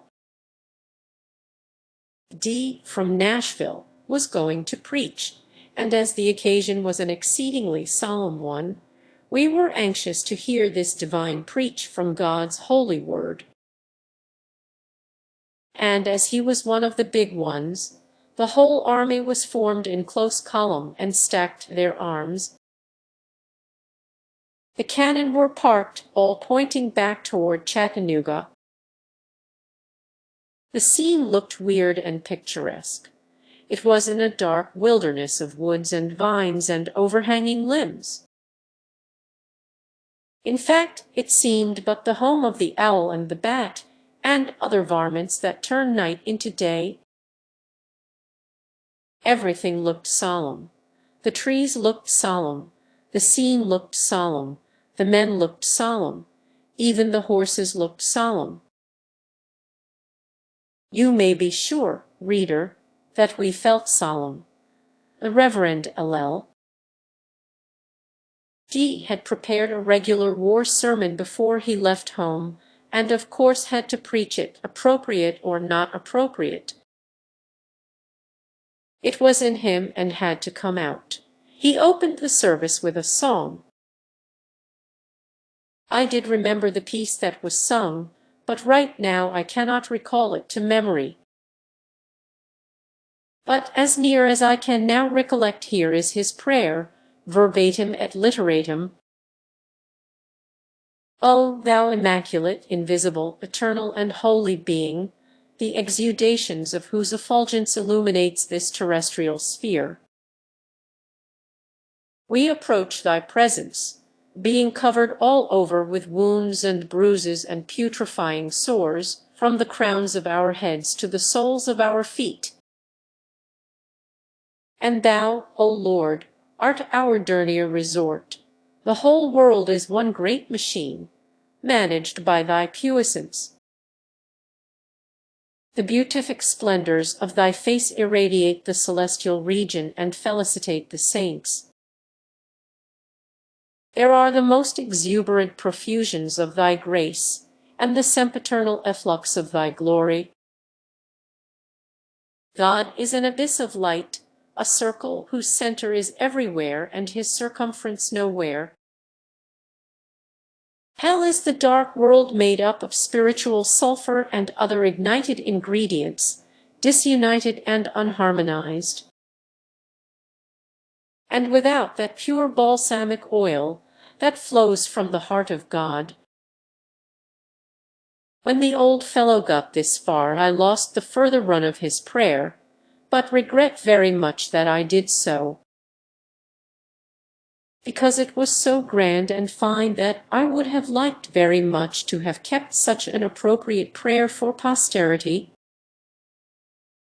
In fact, it lays it on heavy over any prayer I ever heard, and I think the new translators ought to get it and have it put in their book as a sample prayer. But they will have to get the balance of it from the eminent LL.D. In fact, he was so high-larnt that I don't think anyone understood him but the generals. The colonels might every now and then have understood a word, and maybe a few of the captains and lieutenants, because Lieutenant Lansdowne told me he understood every word the preacher said, and further informed me that it was none of your one-horse, old-fashioned country prayers that privates knew anything about, but was bang-up, first-rate orthodox. Well, after singing and praying, he took his text. I quote entirely from memory. "Blessed be the Lord God, who teaches my hands to war and my fingers to fight." Now, reader, that was the very subject we boys did not want to hear preached on that occasion at least. We felt like some other subject would have suited us better. I forget how he commenced his sermon, but I remember that after he got warmed up a little, he began to pitch in on the Yankee nation, and gave them particular fits as to their genealogy. He said that we of the South had descended from the royal and aristocratic blood of the Huguenots of France, and of the Cavaliers of England, etc., but that the Yankees were the descendants of the crop-eared Puritans and witch-burners, who came over in the Mayflower and settled at Plymouth Rock. He was warm on this subject, and waked up the echoes of the forest. He said that he and his brethren would fight the Yankees in this world, and if God permit, chase their frightened ghosts in the next, through fire and brimstone. About this time we heard the awfulest racket, produced by some wild animal tearing through the woods toward us, and the cry, look out, hooey, hooey, hooey, look out, and there came running right through our midst a wild bull, mad with terror and fright, running right over and knocking down the divine, and scattering Bibles and hymn books in every direction. The services were brought to a close without the doxology. This same brave chaplain rode along with our brigade, on an old string-haltered horse, as we advanced to the attack at Chickamauga, exhorting the boys to be brave, to aim low, and to kill the Yankees as if they were wild beasts. He was eloquent and patriotic. He stated that if he only had a gun he too would go along as a private soldier. You could hear his voice echo and re-echo over the hills. He had worked up his patriotism to a pitch of genuine bravery and daring that I had never seen exhibited. When fliff, fluff, fluff, fluff, fluff, fluff, a whir, a boom, and a shell screams through the air, the Reverend LL.D. stops to listen, like an old sow when she hears the wind, and says, "Remember, boys, that he who is killed will sup tonight in paradise." Some soldier hallooed at the top of his voice, "Well, parson, you come along and take supper with us." Boom, or a bomb burst, and the parson at that moment put spurs to his horse and was seen to limber to the rear. and almost every soldier yelled out, "The parson isn't hungry, and never eats supper." I remember this incident, and so does every member of the 1st Tennessee Regiment. Presentment, or the wing of the angel of death. The soldier may at one moment be in good spirits, laughing and talking. The wing of the death angel touches him. He knows that his time has come. It is but a question of time with him then. He knows that his days are numbered. I cannot explain it. God has numbered the hairs of our heads, and not a sparrow falls without his knowledge. How much more valuable are we than many sparrows? We had stopped at Lee and Gordon's Mill, and gone into camp for the night. 3 days' rations were being issued. When Bob Stout was given his rations, he refused to take them. His face wore a serious, woebegone expression. He was asked if he was sick and said no, but added, "Boys, my days are numbered. My time has come. In 3 days from today, I will be lying right yonder on that hillside a corpse. Ah, you may laugh, my time has come. I've got a $20 gold piece in my pocket that I've carried through the war, and a silver watch that my father sent me through the lines. Please take them off when I am dead, and give them to Captain Irvine, to give to my father when he gets back home. Here are my clothing and blanket, that any one who wishes them may have. My rations I do not wish at all. My gun and cartridge box I expect to die with." The next morning the assembly sounded about 2 o'clock. We commenced our march in the darkness, and marched 25 miles to a little town by the name of Lafayette, to the relief of General Pillow, whose command had been attacked at that place. After accomplishing this, we marched back by another road to Chickamauga. We camped on the banks of Chickamauga on Friday night, and Saturday morning we commenced to cross over. About 12 o'clock we had crossed. No sooner had we crossed than an order came to double quick. General Forrest's cavalry had opened the battle.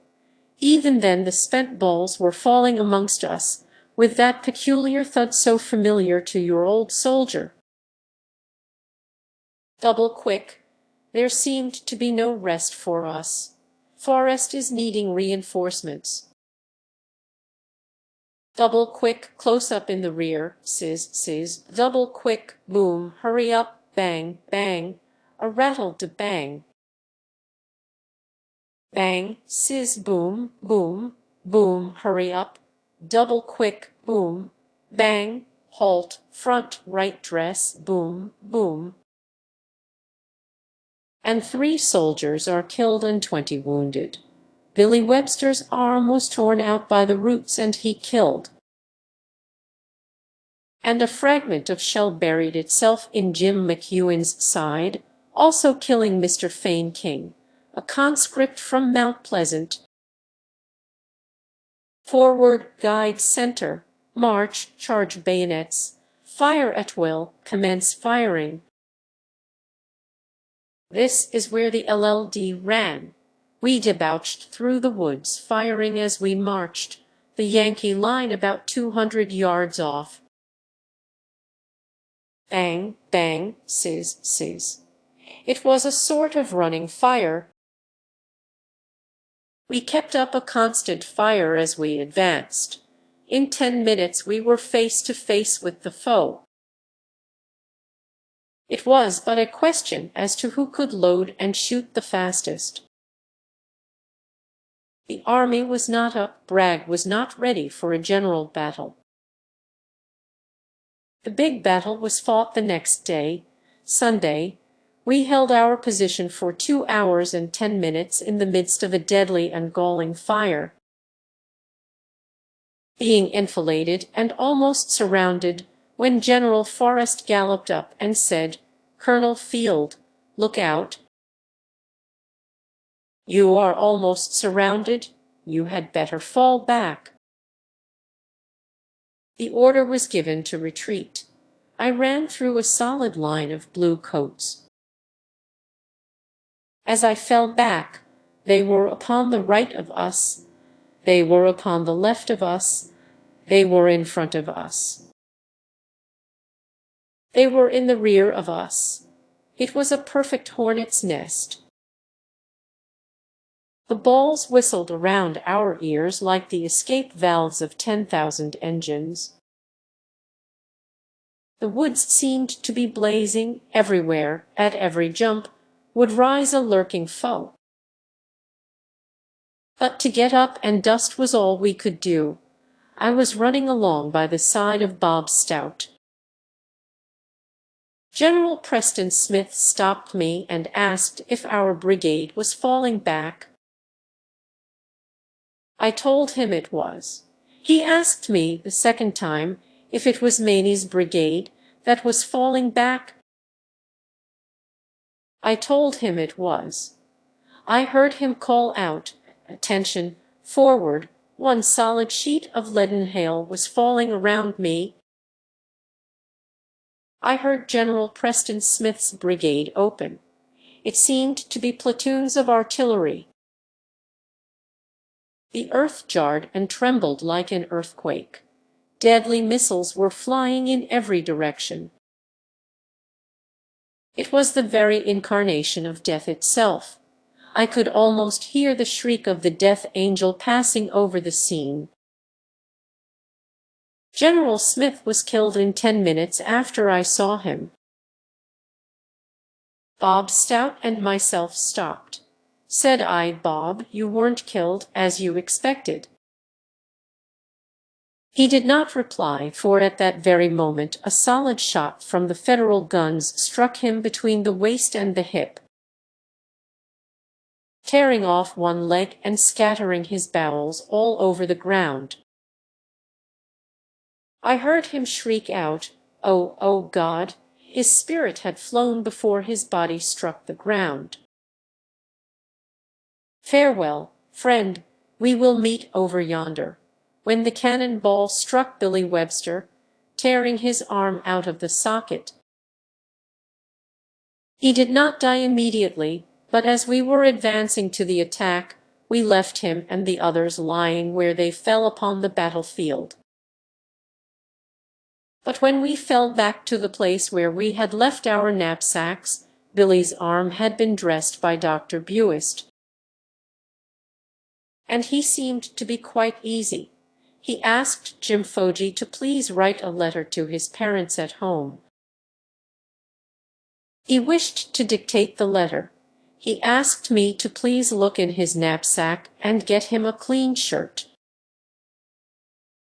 and said that he thought he would feel better if he could get rid of the blood that was upon him. I went to hunt for his knapsack and found it, but when I got back to where he was, poor, good Billy Webster was dead. He had given his life to his country. His spirit is with the good and brave. No better or braver man than Billy Webster ever drew the breath of life. His bones lie yonder today, upon the battlefield of Chickamauga. I loved him, he was my friend. Many and many a dark night have Billy and I stood together upon the silent picket post. Ah, reader, my heart grows sick and I feel sad while I try to write my recollections of that unholy and uncalled-for war. But he that ruleth the heavens doth all things well. Chapter Roman 9, Chickamauga. Battle of Chickamauga. Sunday morning of that September day, the sun rose over the eastern hills clear and beautiful. The day itself seemed to have a Sabbath day look about it. The battlefield was in a rough and broken country, with trees and undergrowth that ever since the creation had never been disturbed by the axe of civilized man. It looked wild, weird, uncivilized. Our corps polks, being in the engagement the day before, were held in reserve. Reader, were you ever held in reserve of an attacking army, to see couriers dashing backward and forward, to hear the orders given to the brigades, regiments, and companies, to see them forward in line of battle, the battle flags waving, to hear their charge, and then to hear the shock of battle, the shot and shell all the while sizzing and zipping and thudding and screaming and roaring and bursting and passing right over your heads, to see the litter corps bringing back the wounded continually, and hear them tell how their command was being cut to pieces, and that every man in a certain regiment was killed, and to see a cowardly colonel, as we saw on this occasion, he belonged to Longstreet's corps, come dashing back, looking the very picture of terror and fear, exclaiming, "Oh, men, men, for God's sake go forward and help my men. They are being cut all to pieces. We can't hold our position. Oh, for God's sake, please go and help my command," to hear some of our boys ask, "What regiment is that? What regiment is that?" He replies, "Such and such regiment." And then to hear some fellow ask, "Why ain't you with them? Then, you cowardly puppy, take off that coat and those chicken guts." Coo, sheep, baa, baa, black sheep, flicker, flicker, ain't you ashamed of yourself, flicker, flicker. I've got a notion to take my gun and kill him, etc. Every word of this is true. It actually happened. But all that could demoralize, and I may say intimidate a soldier, was being enacted, and he not allowed to participate. How we were moved from one position to another, but always under fire, our nerves strung to their utmost tension, listening to the roar of battle in our immediate front, to hear it rage and then get dimmer until it seems to die out entirely. Then all at once it breaks out again, and you think now in a very few minutes you will be ordered into action. And then all at once we go double-quicking to another portion of the field, the battle raging back from the position we had left. General Leonidas Polk rides up, and happening to stop in our front, some of the boys halloo out, "Say, General, what command is that which is engaged now?" The general kindly answers, "That is Longstreet's corps. He is driving them this way, and we will drive them that way and crush them between the upper and nether millstone." Turning to General Cheatham, he said, "General, move your division and attack at once." Everything is at once set in motion, and General Cheatham, to give the boys a good send-off, says, "Forward, boys, and give MHL." General Polk also says a good word, and that word was do as General Cheatham says. Boys, you know he was a preacher and couldn't curse. After marching in solid line, see-sawing, right obliquing, left obliquing, guide center and close-up, commence firing fire at will, charge and take their breastworks, Our pent-up nervousness and demoralization of all day is suddenly gone. We raise one long, loud, cheering shout and charge right upon their breastworks. They are pouring their deadly missiles into our advancing ranks from under their head logs. We do not stop to look around to see who is killed and wounded, but press right up their breastworks and plant our battle flag upon it. They waver and break and run in every direction when General John C. Breckinridge's division, which had been supporting us, march up and pass us in full pursuit of the routed and flying Federal army. After the battle, we remained upon the battlefield of Chickamauga all night. Everything had fallen into our hands. We had captured a great many prisoners and small arms, and many pieces of artillery and wagons and provisions. The Confederate and Federal dead, wounded, and dying were everywhere scattered over the battlefield. Men were lying where they fell, shot in every conceivable part of the body. Some with their entrails torn out, and still hanging to them, and piled up on the ground beside them, and they still alive.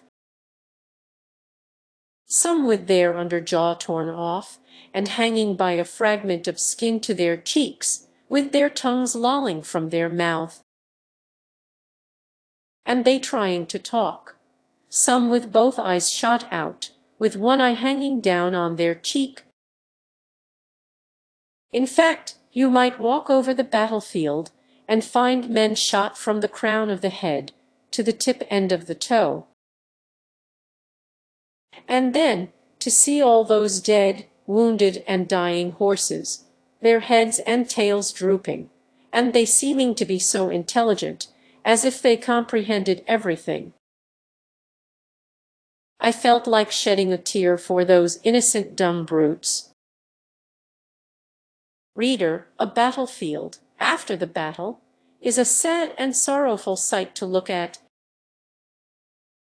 The glory of war is but the glory of battle, the shouts and cheers and victory. A soldier's life is not a pleasant one. It is always, at best, one of privations and hardships. The emotions of patriotism and pleasure hardly counterbalance the toil and suffering that he has to undergo in order to enjoy his patriotism and pleasure. Dying on the field of battle and glory is about the easiest duty a soldier has to undergo.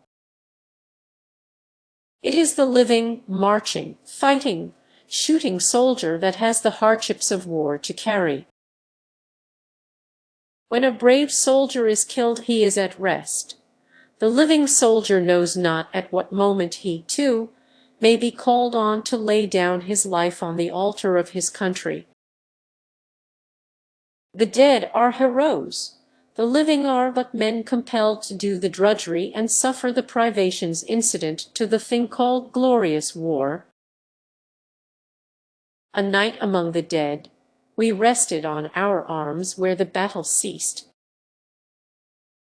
All around us everywhere were the dead and wounded, lying scattered over the ground, and in many places piled in heaps. Many a sad and heart-rending scene did I witness upon this battlefield of Chickamauga. Our men died the death of heroes. I sometimes think that surely our brave men have not died in vain. It is true, our cause is lost, but a people who loved those brave and noble heroes should ever cherish their memory as men who died for them. I shed a tear over their memory. They gave their all to their country. Abler pens than mine must write their epitaphs, and tell of their glories and heroism. I am but a poor writer at best, and only try to tell of the events that I saw. One scene I now remember that I can imperfectly relate. While a detail of us were passing over the field of death and blood with a dim lantern, looking for our wounded soldiers to carry to the hospital, we came across a group of ladies looking among the killed and wounded for their relatives, when I heard one of the ladies say, "There they come with their lanterns." I approached the ladies and asked them for whom they were looking. They told me the name, but I have forgotten it. We passed on, and coming to a pile of our slain, we had turned over several of our dead. When one of the ladies screamed out, "Oh, there he is, poor fellow, dead, dead, dead," she ran to the pile of slain and raised the dead man's head and placed it on her lap and began kissing him and saying, "Oh, oh, they have killed my darling, my darling, my darling. Oh, mother, mother, what must I do, my poor, poor darling? Oh, they have killed him, they have killed him." I could witness the scene no longer. I turned and walked away, and William A. Hughes was crying and remarked, "Oh, law me! This war is a terrible thing." We left them and began again hunting for our wounded. All through that long September night, we continued to carry off our wounded, and when the morning sun arose over the eastern hills, the order came to march to Missionary Ridge. Chapter X. Missionary Ridge. After retreating from Chickamauga, the Yankees attempted to reform their broken lines on Missionary Ridge. We advanced to attack them, but they soon fell back to Chattanooga. We knew they were in an impregnable position. We had built those breastworks and forts and knew whereof we spoke. We stopped on Missionary Ridge and gnashed our teeth at Chattanooga. I do not know what our generals thought. I do not know what the authorities at Richmond thought, but I can tell you what the privates thought. But here we were on Missionary Ridge and Lookout Mountain, looking right down into Chattanooga. We had but to watch and wait. We would starve them out. The Federal Army had accomplished their purpose. They wanted Chattanooga. They laughed at our triumph and mocked at our victory. They got Chattanooga. Now, where are you, Johnny Reb? What are you going to do about it? You've got the dry grins, aren't you? We've got the key. When the proper time comes, we will unlock your doors and go in. You are going to starve us out. We are not very hungry at present, and we don't want any more pie. When we starve out, we will call on you for rations, but at present we are not starving. Buy a jug full. But if you want any whiskey or tobacco, send over and we will give you some. We've got all we wanted, and assure you we are satisfied. The above remarks are the supposed colloquy that took place between the two armies. Bragg, in trying to starve the Yankees out, was starved out himself. Ask any old rebel as to our bill of fare at Missionary Ridge. In all the history of the war, I cannot remember of more privations and hardships than we went through at Missionary Ridge. And when in the very acme of our privations and hunger, when the army was most dissatisfied and unhappy, we were ordered into line of battle to be reviewed by Honorable Jefferson Davis, When he passed by us with his great retinue of staff officers and play-outs at full gallop, cheers greeted them, with the words, "Send us something to eat, Massa Jeff. Give us something to eat, Massa Jeff. I am hungry. I am hungry." Sergeant Tucker and General Wilder. At this place the Yankee outpost was on one side of the Tennessee River, and ours on the other. I was on the detail one Sunday commanded by Sergeant John T. Tucker. When we were approaching we heard the old guard and the Yankee picket talking back and forth across the river. The new guard immediately resumed the conversation. We had to halloo at the top of our voices, the river being about 300 yards wide at this point. But there was a little island about the middle of the river. A Yankee hallooed out, "Oh, Johnny, Johnny, meet me halfway in the river on the island." "All right," said Sergeant Tucker, who immediately undressed all but his hat, in which he carried the Chattanooga Rebel and some other Southern newspapers, and swam across to the island. When he got there the Yankee was there, but the Yankee had waited. I do not know what he and John talked about, but they got very friendly, and John invited him to come clear across to our side, which invitation he accepted. I noticed at the time that while John swam, the Yankee waded, remarking that he couldn't swim.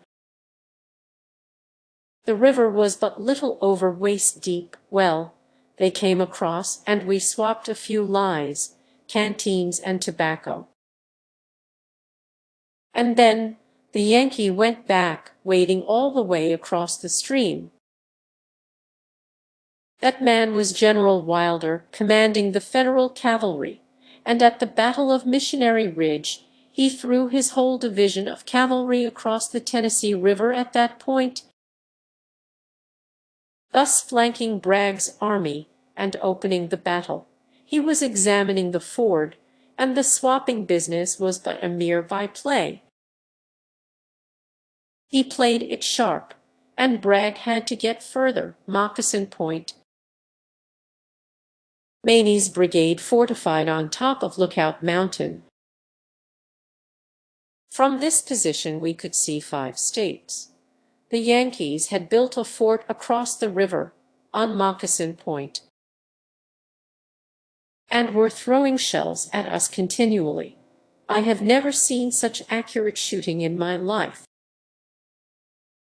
It was upon the principle of shooting a squirrel out of a tree, and they had become so perfect in their aim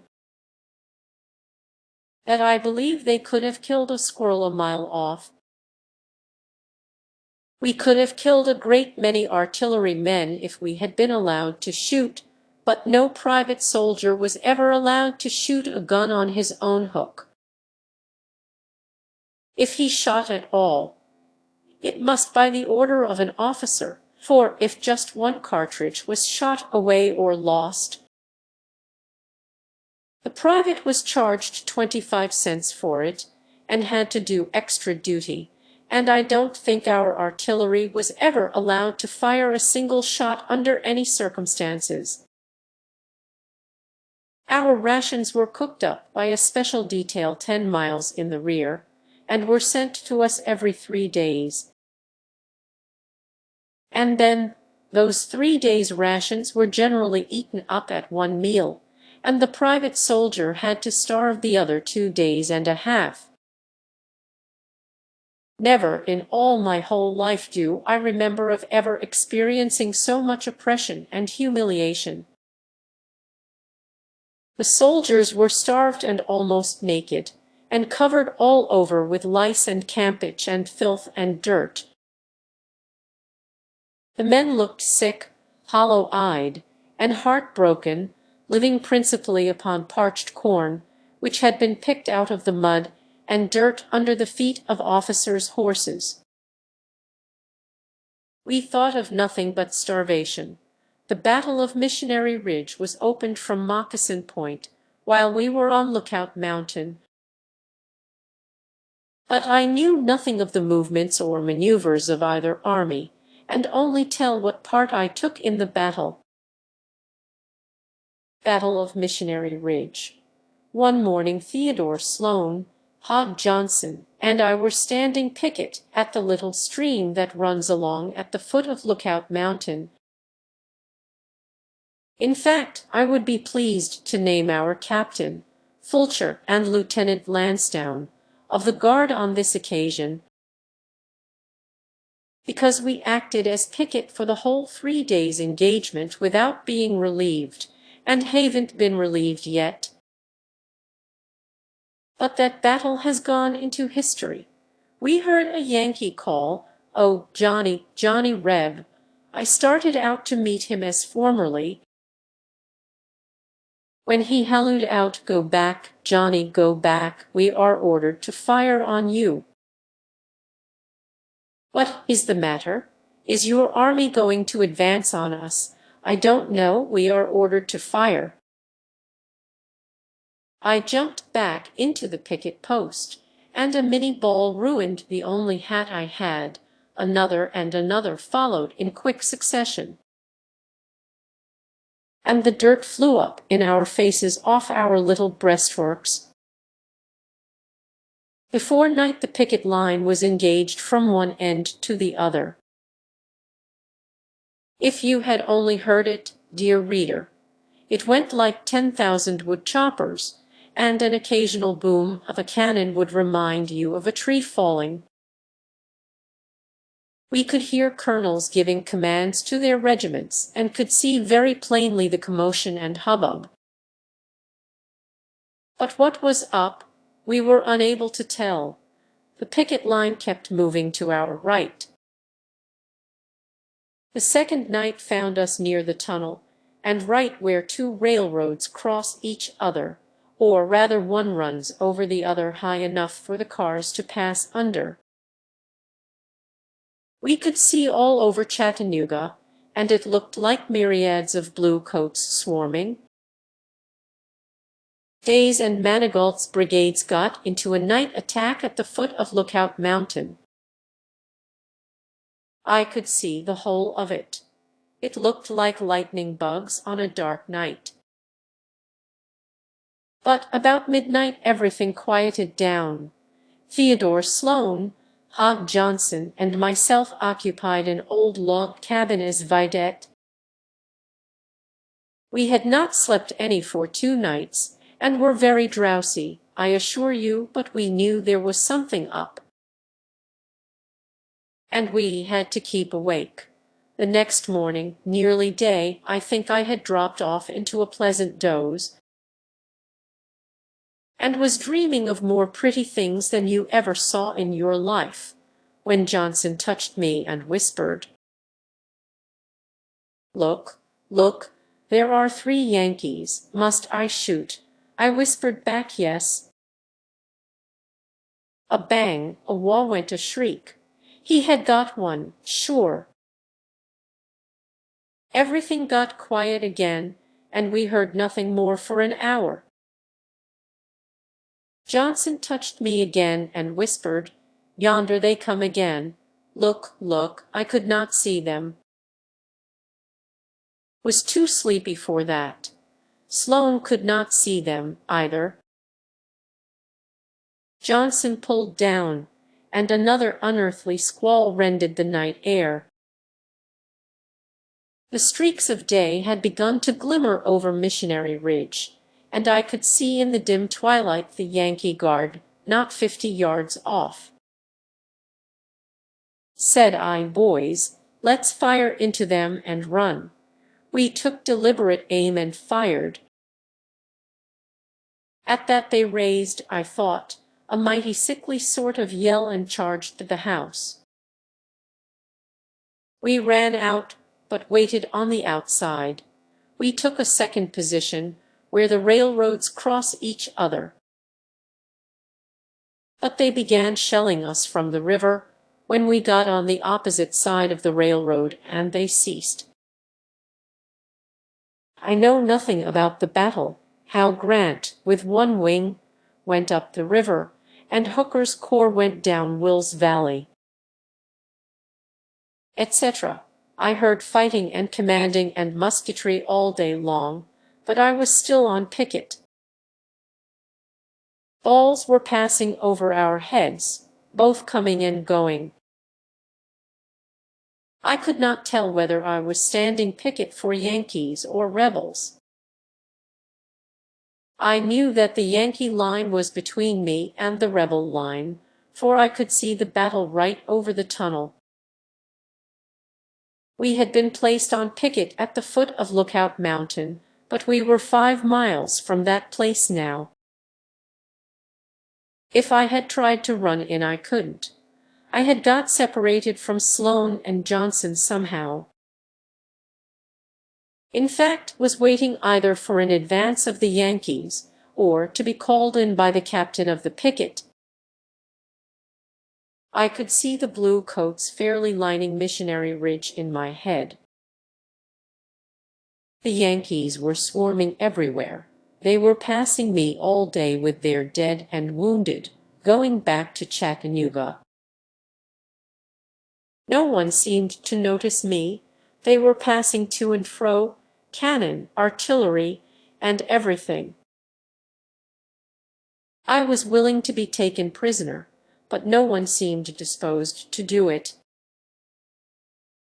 I was afraid to look at them, and I was afraid to hide, for fear someone's attention would be attracted toward me.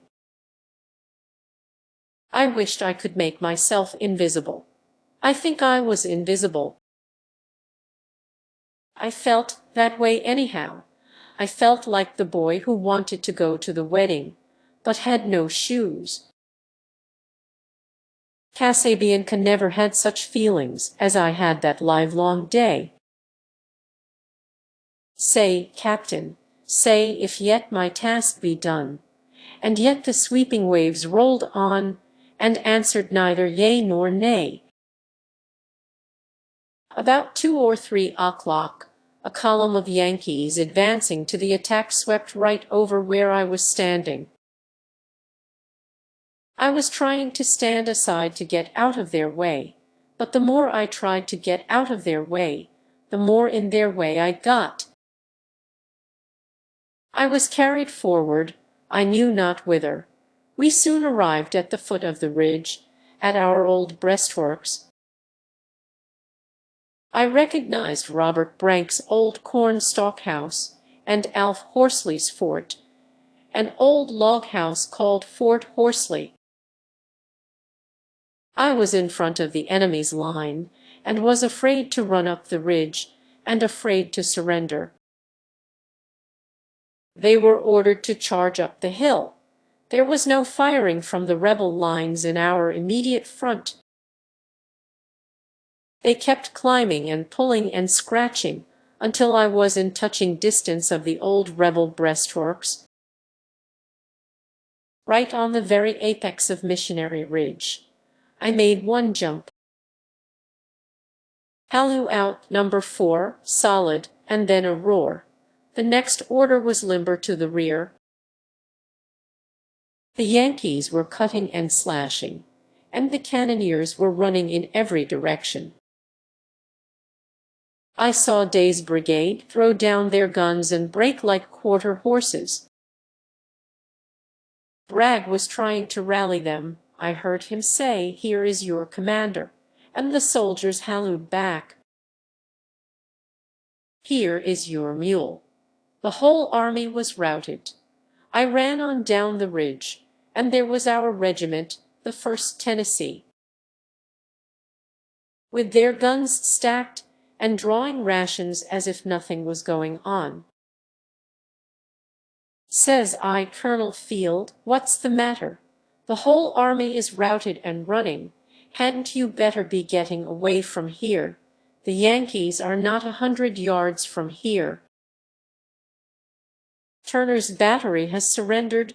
Day's brigade has thrown down their arms, and look yonder, that is the Stars and Stripes." He remarked very coolly, "You seem to be demoralized. We've whipped them here. We've captured 2,000 prisoners and 5 stands of colors." Just at this time General Bragg and staff rode up. Bragg had joined the church at Shelbyville, but he had backslid at Missionary Ridge. He was cursing like a sailor. Says he, "What's this? Aha! Have you stacked your arms for a surrender?" "No, sir," says Field. "Take arms, shoulder arms by the right flank, file right, march," just as cool and deliberate as if on dress parade. Bragg looked scared. He had put spurs to his horse, and was running like a scared dog before Colonel Field had a chance to answer him. Every word of this is a fact. We at once became the rear guard of the whole army. I felt sorry for General Bragg. The army was routed, and Bragg looked so scared. Poor fellow, he looked so hacked and whipped and mortified and chagrined at defeat, and all along the line. When Bragg would pass, the soldiers would raise the yell, "Here is your mule bully for Bragg, he's HL on retreat." Bragg was a good disciplinarian, and if he had cultivated the love and respect of his troops by feeding and clothing them better than they were, the result would have been different. More depends on a good general than the lives of many privates. The private loses his life, the general his country. Goodbye, Tom Webb. As soon as the order was given to march, we saw poor Tom Webb lying on the battlefield, shot through the head, his blood and brains smearing his face and clothes, and he still alive. He was as brave and noble a man as our Heavenly Father, in his infinite wisdom, ever made. Everybody loved him. He was a universal favorite of the company and regiment, was brave and generous, and ever anxious to take some other man's place when there was any skirmishing or fighting to be done. We did not wish to leave the poor fellow in that condition, and A.S. Horsley, John T. Tucker, Tennessee Thompson, and myself got a litter and carried him on our shoulders through that livelong night back to Chickamauga Station. The next morning Dr. J.E. Dixon of Dester's brigade passed by and told us that it would be useless for us to carry him any further, and that it was utterly impossible for him ever to recover. The Yankees were then advancing and firing upon us. What could we do? We could not carry him any further, and we could not bury him, for he was still alive. To leave him where he was we thought best. We took hold of his hand, bent over him, and pressed our lips to his, all 4 of us. We kissed him good-bye and left him to the tender mercies of the advancing foe, in whose hands he would be in a few moments.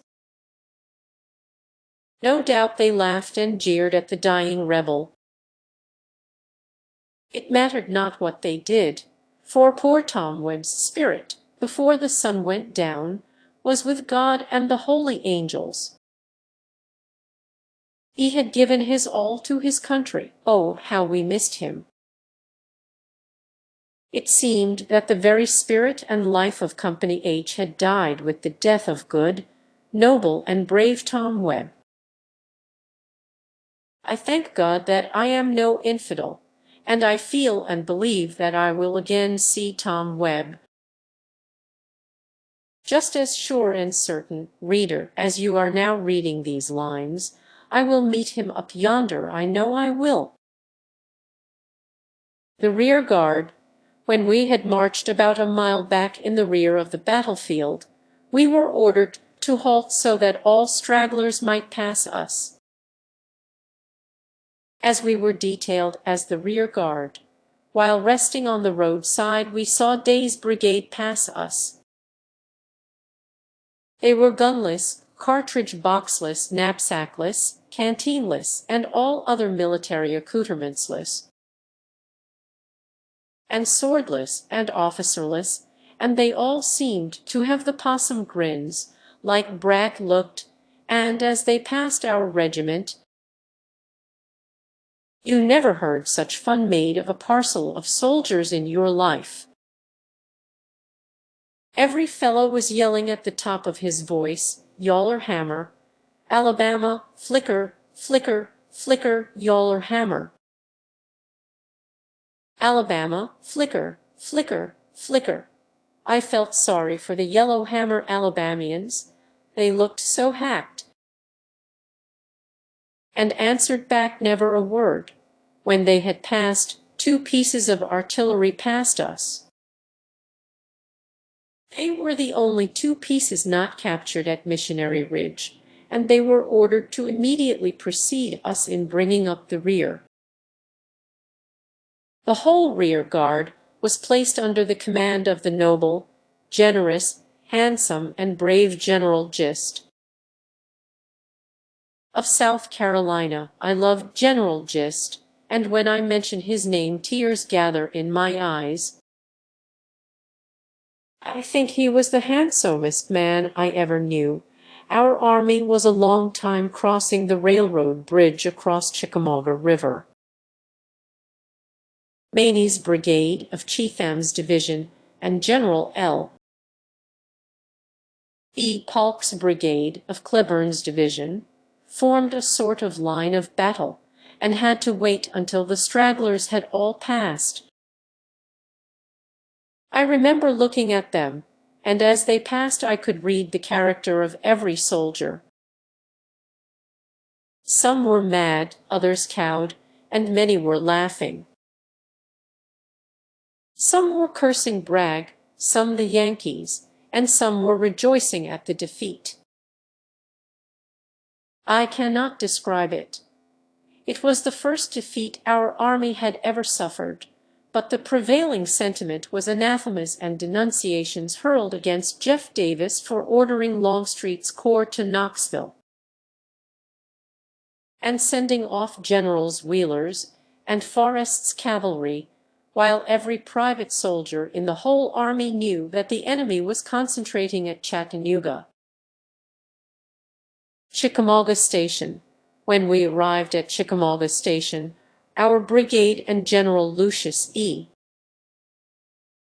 Polk's brigade of Cleburn's division were left to set fire to the town and to burn up and destroy all those immense piles of army stores and provisions which had been accumulated there to starve the Yankees out of Chattanooga. Great piles of corn in sacks, and bacon and crackers, and molasses and sugar, and coffee and rice and potatoes, and onions and peas and flour by the hundreds of barrels, all now to be given to the flames, while for months the rebel soldiers had been stinted and starved for the want of these same provisions. It was enough to make the bravest and most patriotic soul that ever fired a gun in defense of any cause on earth think of rebelling against the authorities as they then were. Every private soldier knew these stores were there, and for the want of them we lost our cause. Reader, I ask you who you think was to blame. Most of our army had already passed through hungry and disheartened, and here were all these stores that had to be destroyed. Before setting fire to the town, every soldier in Maney's and Polk's brigades loaded himself down with rations. It was a laughable-looking rear guard of a routed and retreating army. Every one of us had cut open the end of a corn sack, emptied out the corn, and filled it with hard tack. And, besides, every one of us had a side of bacon hung to our bayonets on our guns. Our canteens, and clothes, and faces, and hair were all gummed up with molasses. Such is the picture of our rear guard. Now, reader, if you were ever on the rear guard of a routed and retreating army, you know how tedious it is. You don't move more than 10 feet at furthest before you have to halt, and then 10 feet again a few minutes afterwards. And so on all day long. You haven't time to sit down a moment before you are ordered to move on again. And the Yankees dash up every now and then, and fire a volley into your rear. Now that is the way we were marched that livelong day, until nearly dark, and then the Yankees began to crowd us. We can see their line forming, and know we have to fight. The Battle of Cat Creek. About dark a small body of cavalry dashed in ahead of us and captured and carried off one piece of artillery and Colonel John F. House, General Maney's assistant adjutant general. We will have to form line of battle and drive them back. Well, we quickly form line of battle, and the Yankees are seen to emerge from the woods about 200 yards from us. We promptly shell off those sides of bacon and sacks of hard tack that we had worried and tugged with all day long. Bang, bang, sizz, sizz. We are ordered to load and fire promptly and to hold our position. Yonder they come, a whole division. Our regiment is the only regiment in the action. They are crowding us, our poor little handful of men are being killed and wounded by scores. There is General George Maney badly wounded and being carried to the rear, and there is Moon of Fulcher's battalion, killed dead in his tracks. We can't much longer hold our position. A Minnie ball passes through my Bible in my side pocket. All at once we are ordered to open ranks. Here comes one piece of artillery from a Mississippi battery, bouncing 10 feet high, over brush and logs, and bending down little trees and saplings, under whip and spur. The horses are champing the bits, and are muddied from head to foot. Now, quick, quick! Look, the Yankees have discovered the battery, and are preparing to charge it.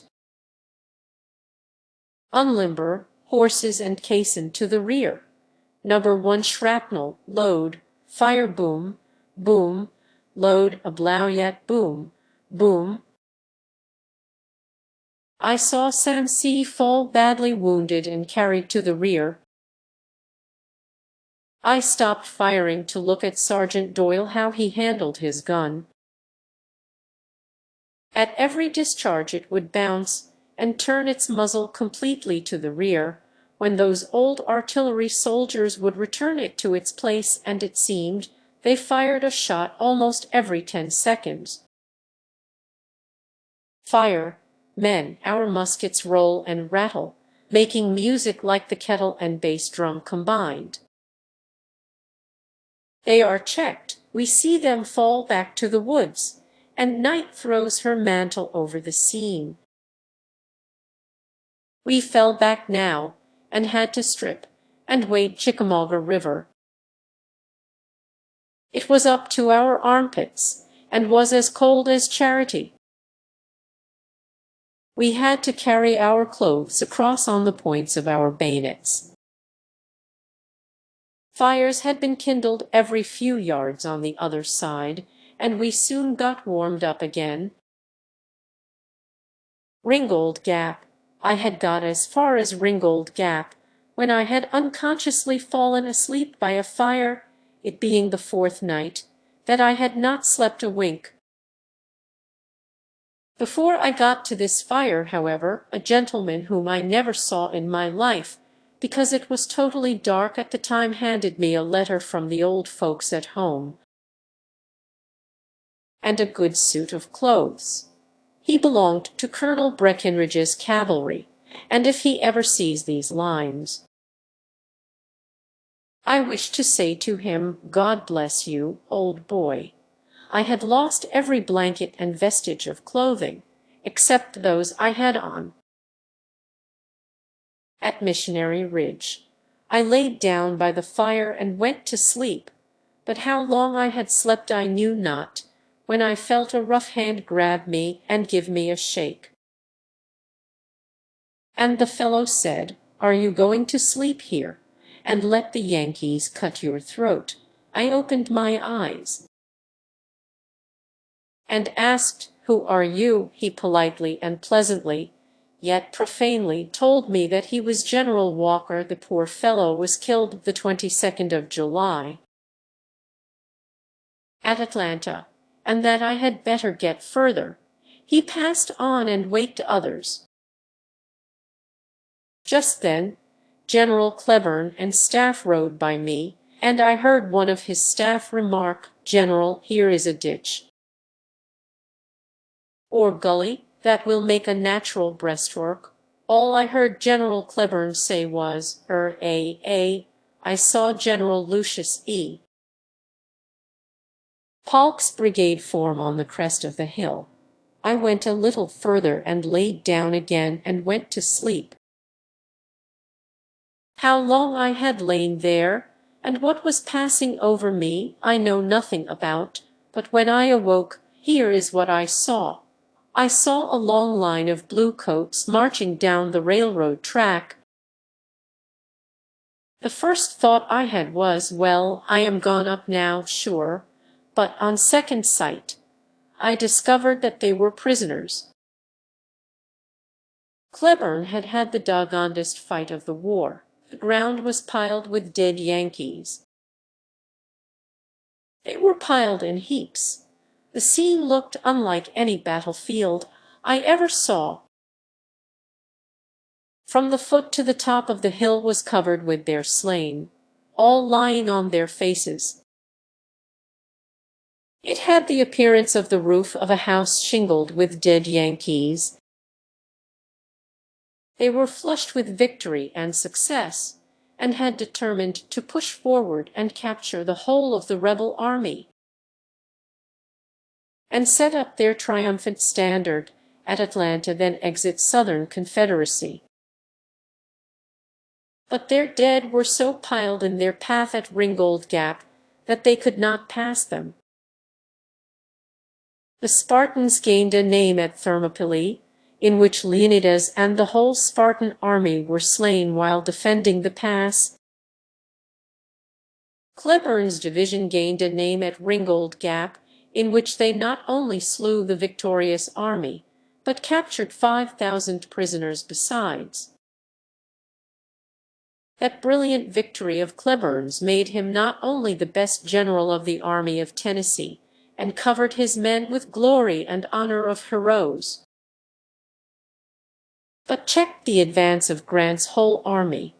We did not budge an inch further for many a long day, but we went into winter quarters right here at Ringgold Gap. Tunnel Hill and Dalton. Chapter Roman 11. Dalton, General Joseph E. Johnston.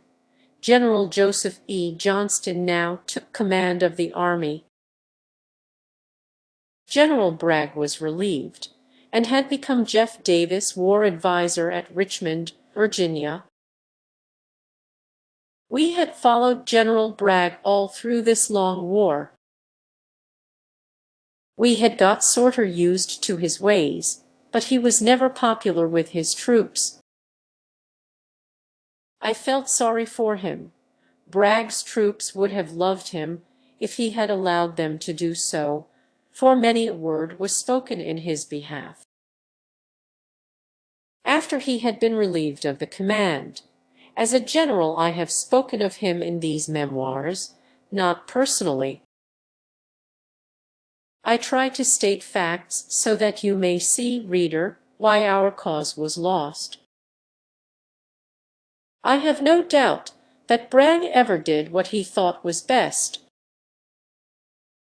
He was but a man under the authority of another.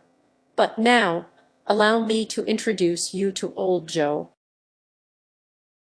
Fancy, if you please, a man about 50 years old, rather small of stature, but firmly and compactly built. An open and honest countenance, and a keen but restless black eye, that seemed to read your very inmost thoughts. In his dress he was a perfect dandy. He ever wore the very finest clothes that could be obtained, carrying out in every point the dress and paraphernalia of the soldier, as adopted by the War Department at Richmond, never omitting anything, even to the trappings of his horse, bridle and saddle. His hat was decorated with a star and feather, his coat with every star and embellishment, and he wore a bright new sash, big gauntlets, and silver spurs. He was the very picture of a general, but he found the army depleted by battles, and worse, yea, much worse, by desertion. The men were deserting by tens and hundreds, and I might say by thousands. The morale of the army was gone. The spirit of the soldiers was crushed, their hope gone. The future was dark and gloomy. They would not answer at roll call. Discipline had gone. A feeling of mistrust pervaded the whole army. A train-load of provisions came into Dalton. The soldiers stopped it before it rolled into the station, burst open every car, and carried off all the bacon, meal, and flour that was on board. Wild riot was the order of the day. Everything was confusion, worse confounded. When the news came, like pouring oil upon the troubled waters, that General Joe E. Johnston of Virginia had taken command of the Army of Tennessee, men returned to their companies, order was restored, and Richard was himself again. General Johnston issued a universal amnesty to all soldiers absent without leave. Instead of a scrimp pattern of 1 day's rations, he ordered 2 days' rations to be issued, being extra for 1 day. He ordered tobacco and whiskey to be issued twice a week. He ordered sugar and coffee and flour to be issued instead of meal. He ordered old bacon and ham to be issued instead of blue beef. He ordered new tents and marquees. He ordered his soldiers new suits of clothes, shoes and hats. In fact, there had been a revolution, sure enough. He allowed us what General Bragg had never allowed mortal man, a furlough. He gave furloughs to 1/3 of his army at a time, until the whole had been furloughed. A new era had dawned, a new epoch had been dated. He passed through the ranks of the common soldiers, shaking hands with every one he met. He restored the soldier's pride. He brought the manhood back to the private's bosom. He changed the order of roll call, standing guard, drill, and such nonsense as that. The revolution was complete. He was loved, respected, admired, yea, almost worshipped by his troops. I do not believe there was a soldier in his army but would gladly have died for him. With him everything was his soldiers, and the newspapers, criticizing him at the time, said he would feed his soldiers if the country starved. We soon got proud. The blood of the old Cavaliers tingled in our veins. We did not feel that we were serfs and vagabonds. We felt that we had a home and a country worth fighting for, and, if need be, worth dying for. One regiment could whip an army, and did do it, in every instance, before the command was taken from him at Atlanta. But of this another time. Chaplains were brought back to their regiments. Dr. C.T. Quintard and Reverend C.D. Eliot, and other chaplains, held divine services every Sabbath. Prayer was offered every evening at retreat, and the morale of the army was better in every respect. The private soldier once more regarded himself a gentleman and a man of honor. We were willing to do and die and dare anything for our loved South and the stars and bars of the Confederacy. In addition to this, General Johnston ordered his soldiers to be paid up every cent that was due them, and a bounty of $50 besides. He issued an order to his troops offering promotion and a furlough for acts of gallantry and bravery on the field of battle. The cloven foot of tyranny and oppression was not discernible in the acts of officers, from general down to corporal. As formerly, notwithstanding all this grand transformation in our affairs, old Joe was a strict disciplinarian. Everything moved like clockwork. Men had to keep their arms and clothing in good order. The artillery was rubbed up and put in good condition. The wagons were greased, and the harness and hamstrings oiled. Extra rations were issued to Negroes who were acting as servants, a thing unprecedented before in the history of the war. Well, old Joe was a yerker. He took all the tricks. He was a commander. He kept everything up and well in hand. His lines of battle were invulnerable. The larger his command, the easier he could handle it. When his army moved, it was a picture of battle, everything in its place, as laid down by scientific military rules. When a man was to be shot, he was shot for the crimes he had done, and not to intimidate and cow the living. And he had 10 times as many shot as Bragg had. He had 17 shot at Tunnel Hill, and a whole company at Rockaface Ridge. And 2 spies hung at Ringgold Gap, but they were executed for their crimes. No one knew of it except those who had to take part as executioners of the law. Instead of the whipping post, he instituted the pillory and barrel shirt. Get Brutus to whistle the barrel shirt for you. The pillory was a new-fangled concern. If you went to the guard-house of almost any regiment, you would see some poor fellow with his head and hands sticking through a board. It had the appearance of a fellow taking a running start at an angle of 45 degrees, with a view of bursting a board over his head.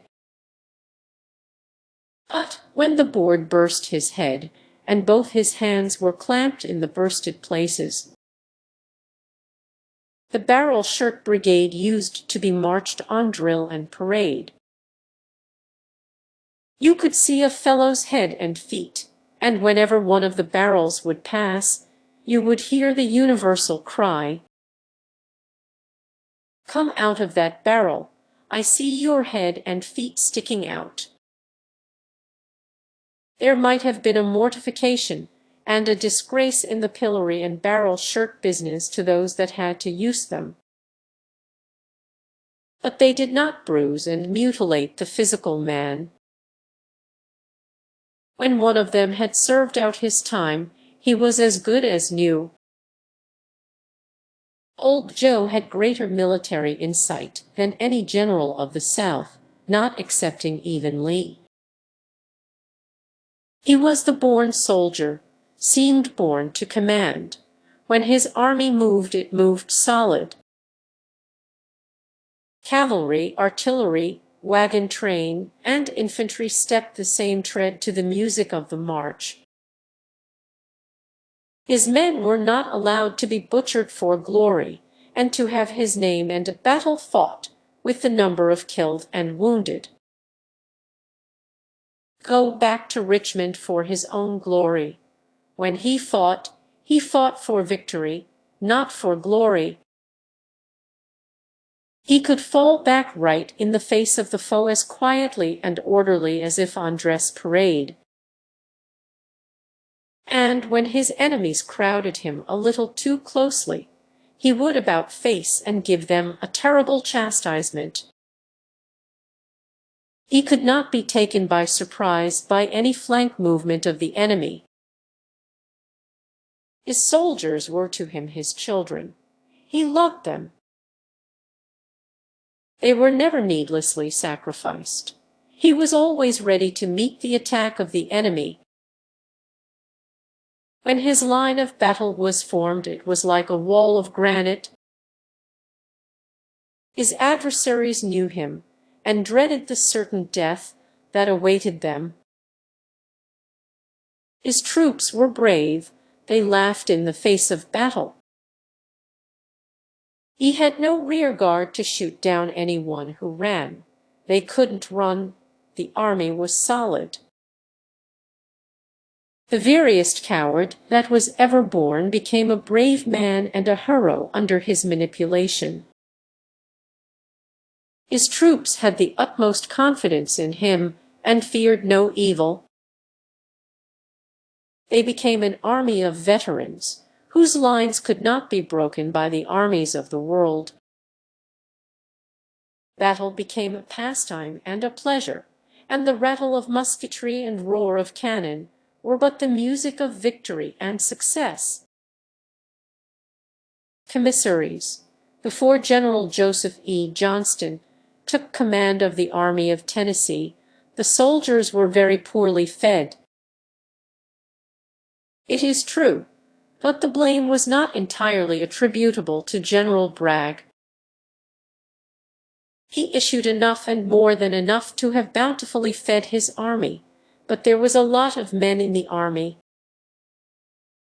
generally denominated commissaries, and their gizzards as well as fingers had to be greased. There was commissary general, then corps commissary, then division commissary, then brigade commissary, then regimental commissary, then company commissary. Now, were you to start a nice hind quarter of beef, which had to pass through all these hands, and every commissary take a choice steak and roast off it, there would be but little ever reach the company.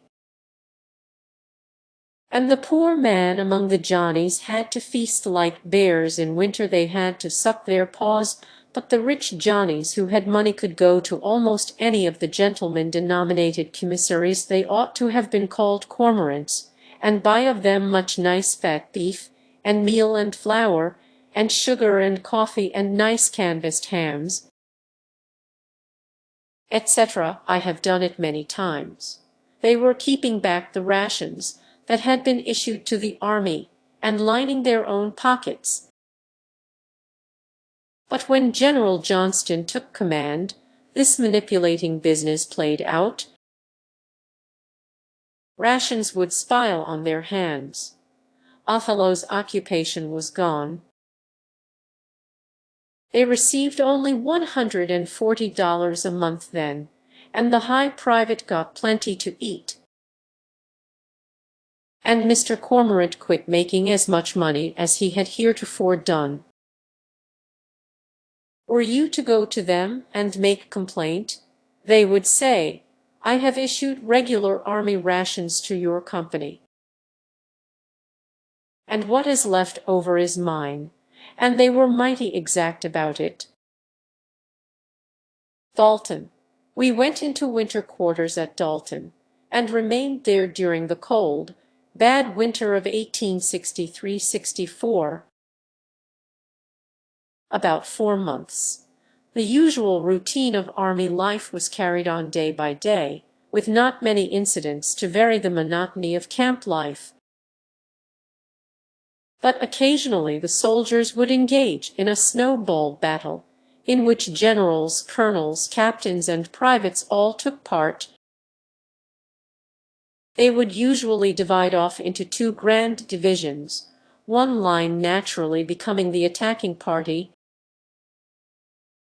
and the other the defensive. The snowballs would begin to fly hither and thither, with an occasional knock-down, and sometimes an ugly wound, where some mean fellow had enclosed a rock in his snowball. It was fun while it lasted, but after it was over the soldiers were wet, cold, and uncomfortable. I have seen charges and attacks and routs and stampedes, etc. But before the thing was over, one side did not know one from the other. It was a general knock-down and drag-out affair, shooting a deserter. One morning I went over to Dester's brigade of Cleburne's division to see my brother-in-law, Dr. J. E. Dixon.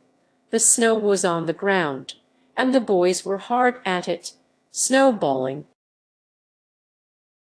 While I was standing looking on, a file of soldiers marched by me with a poor fellow on his way to be shot. He was blindfolded and set upon a stump, and the detail formed. The command, "Ready, aim, fire," was given, the volley discharged, and the prisoner fell off the stump. He had not been killed. It was the sergeant's duty to give the coup d'etat, should not the prisoner be slain. The sergeant ran up and placed the muzzle of his gun at the head of the poor, pleading and entreating wretch. His gun was discharged, and the wretched man only powder burned, the gun being one that had been loaded with powder only. The whole affair had to be gone over again. The soldiers had to reload and form and fire. The culprit was killed stone dead this time. He had no sooner been taken up and carried off to be buried than the soldiers were throwing snowballs as hard as ever, as if nothing had happened. 10 men killed at the mourners' bench. At this place Dalton a revival of religion sprang up, and there was divine service every day and night. Soldiers became serious on the subject of their soul's salvation. In sweeping the streets and cleaning up, an old tree had been set on fire, and had been smoking and burning for several days, and nobody seemed to notice it. That night there was service as usual, and the singing and sermon were excellent. The sermon was preached by Reverend J. G. Bolton, chaplain of the 50th Tennessee Regiment, assisted by Rev.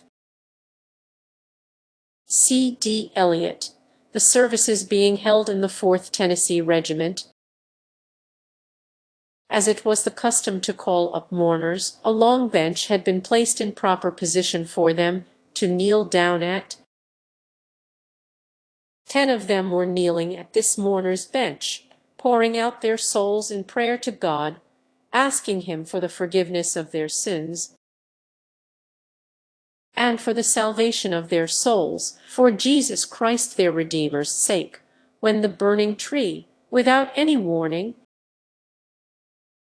fell with a crash right across the 10 mourners, crushing and killing them instantly. God had heard their prayers. Their souls had been carried to heaven. Hereafter, henceforth, and forevermore, there was no more marching, battling, or camp duty for them. They had joined the army of the hosts of heaven. By order of the general, they were buried with great pomp and splendor. That is, for those times.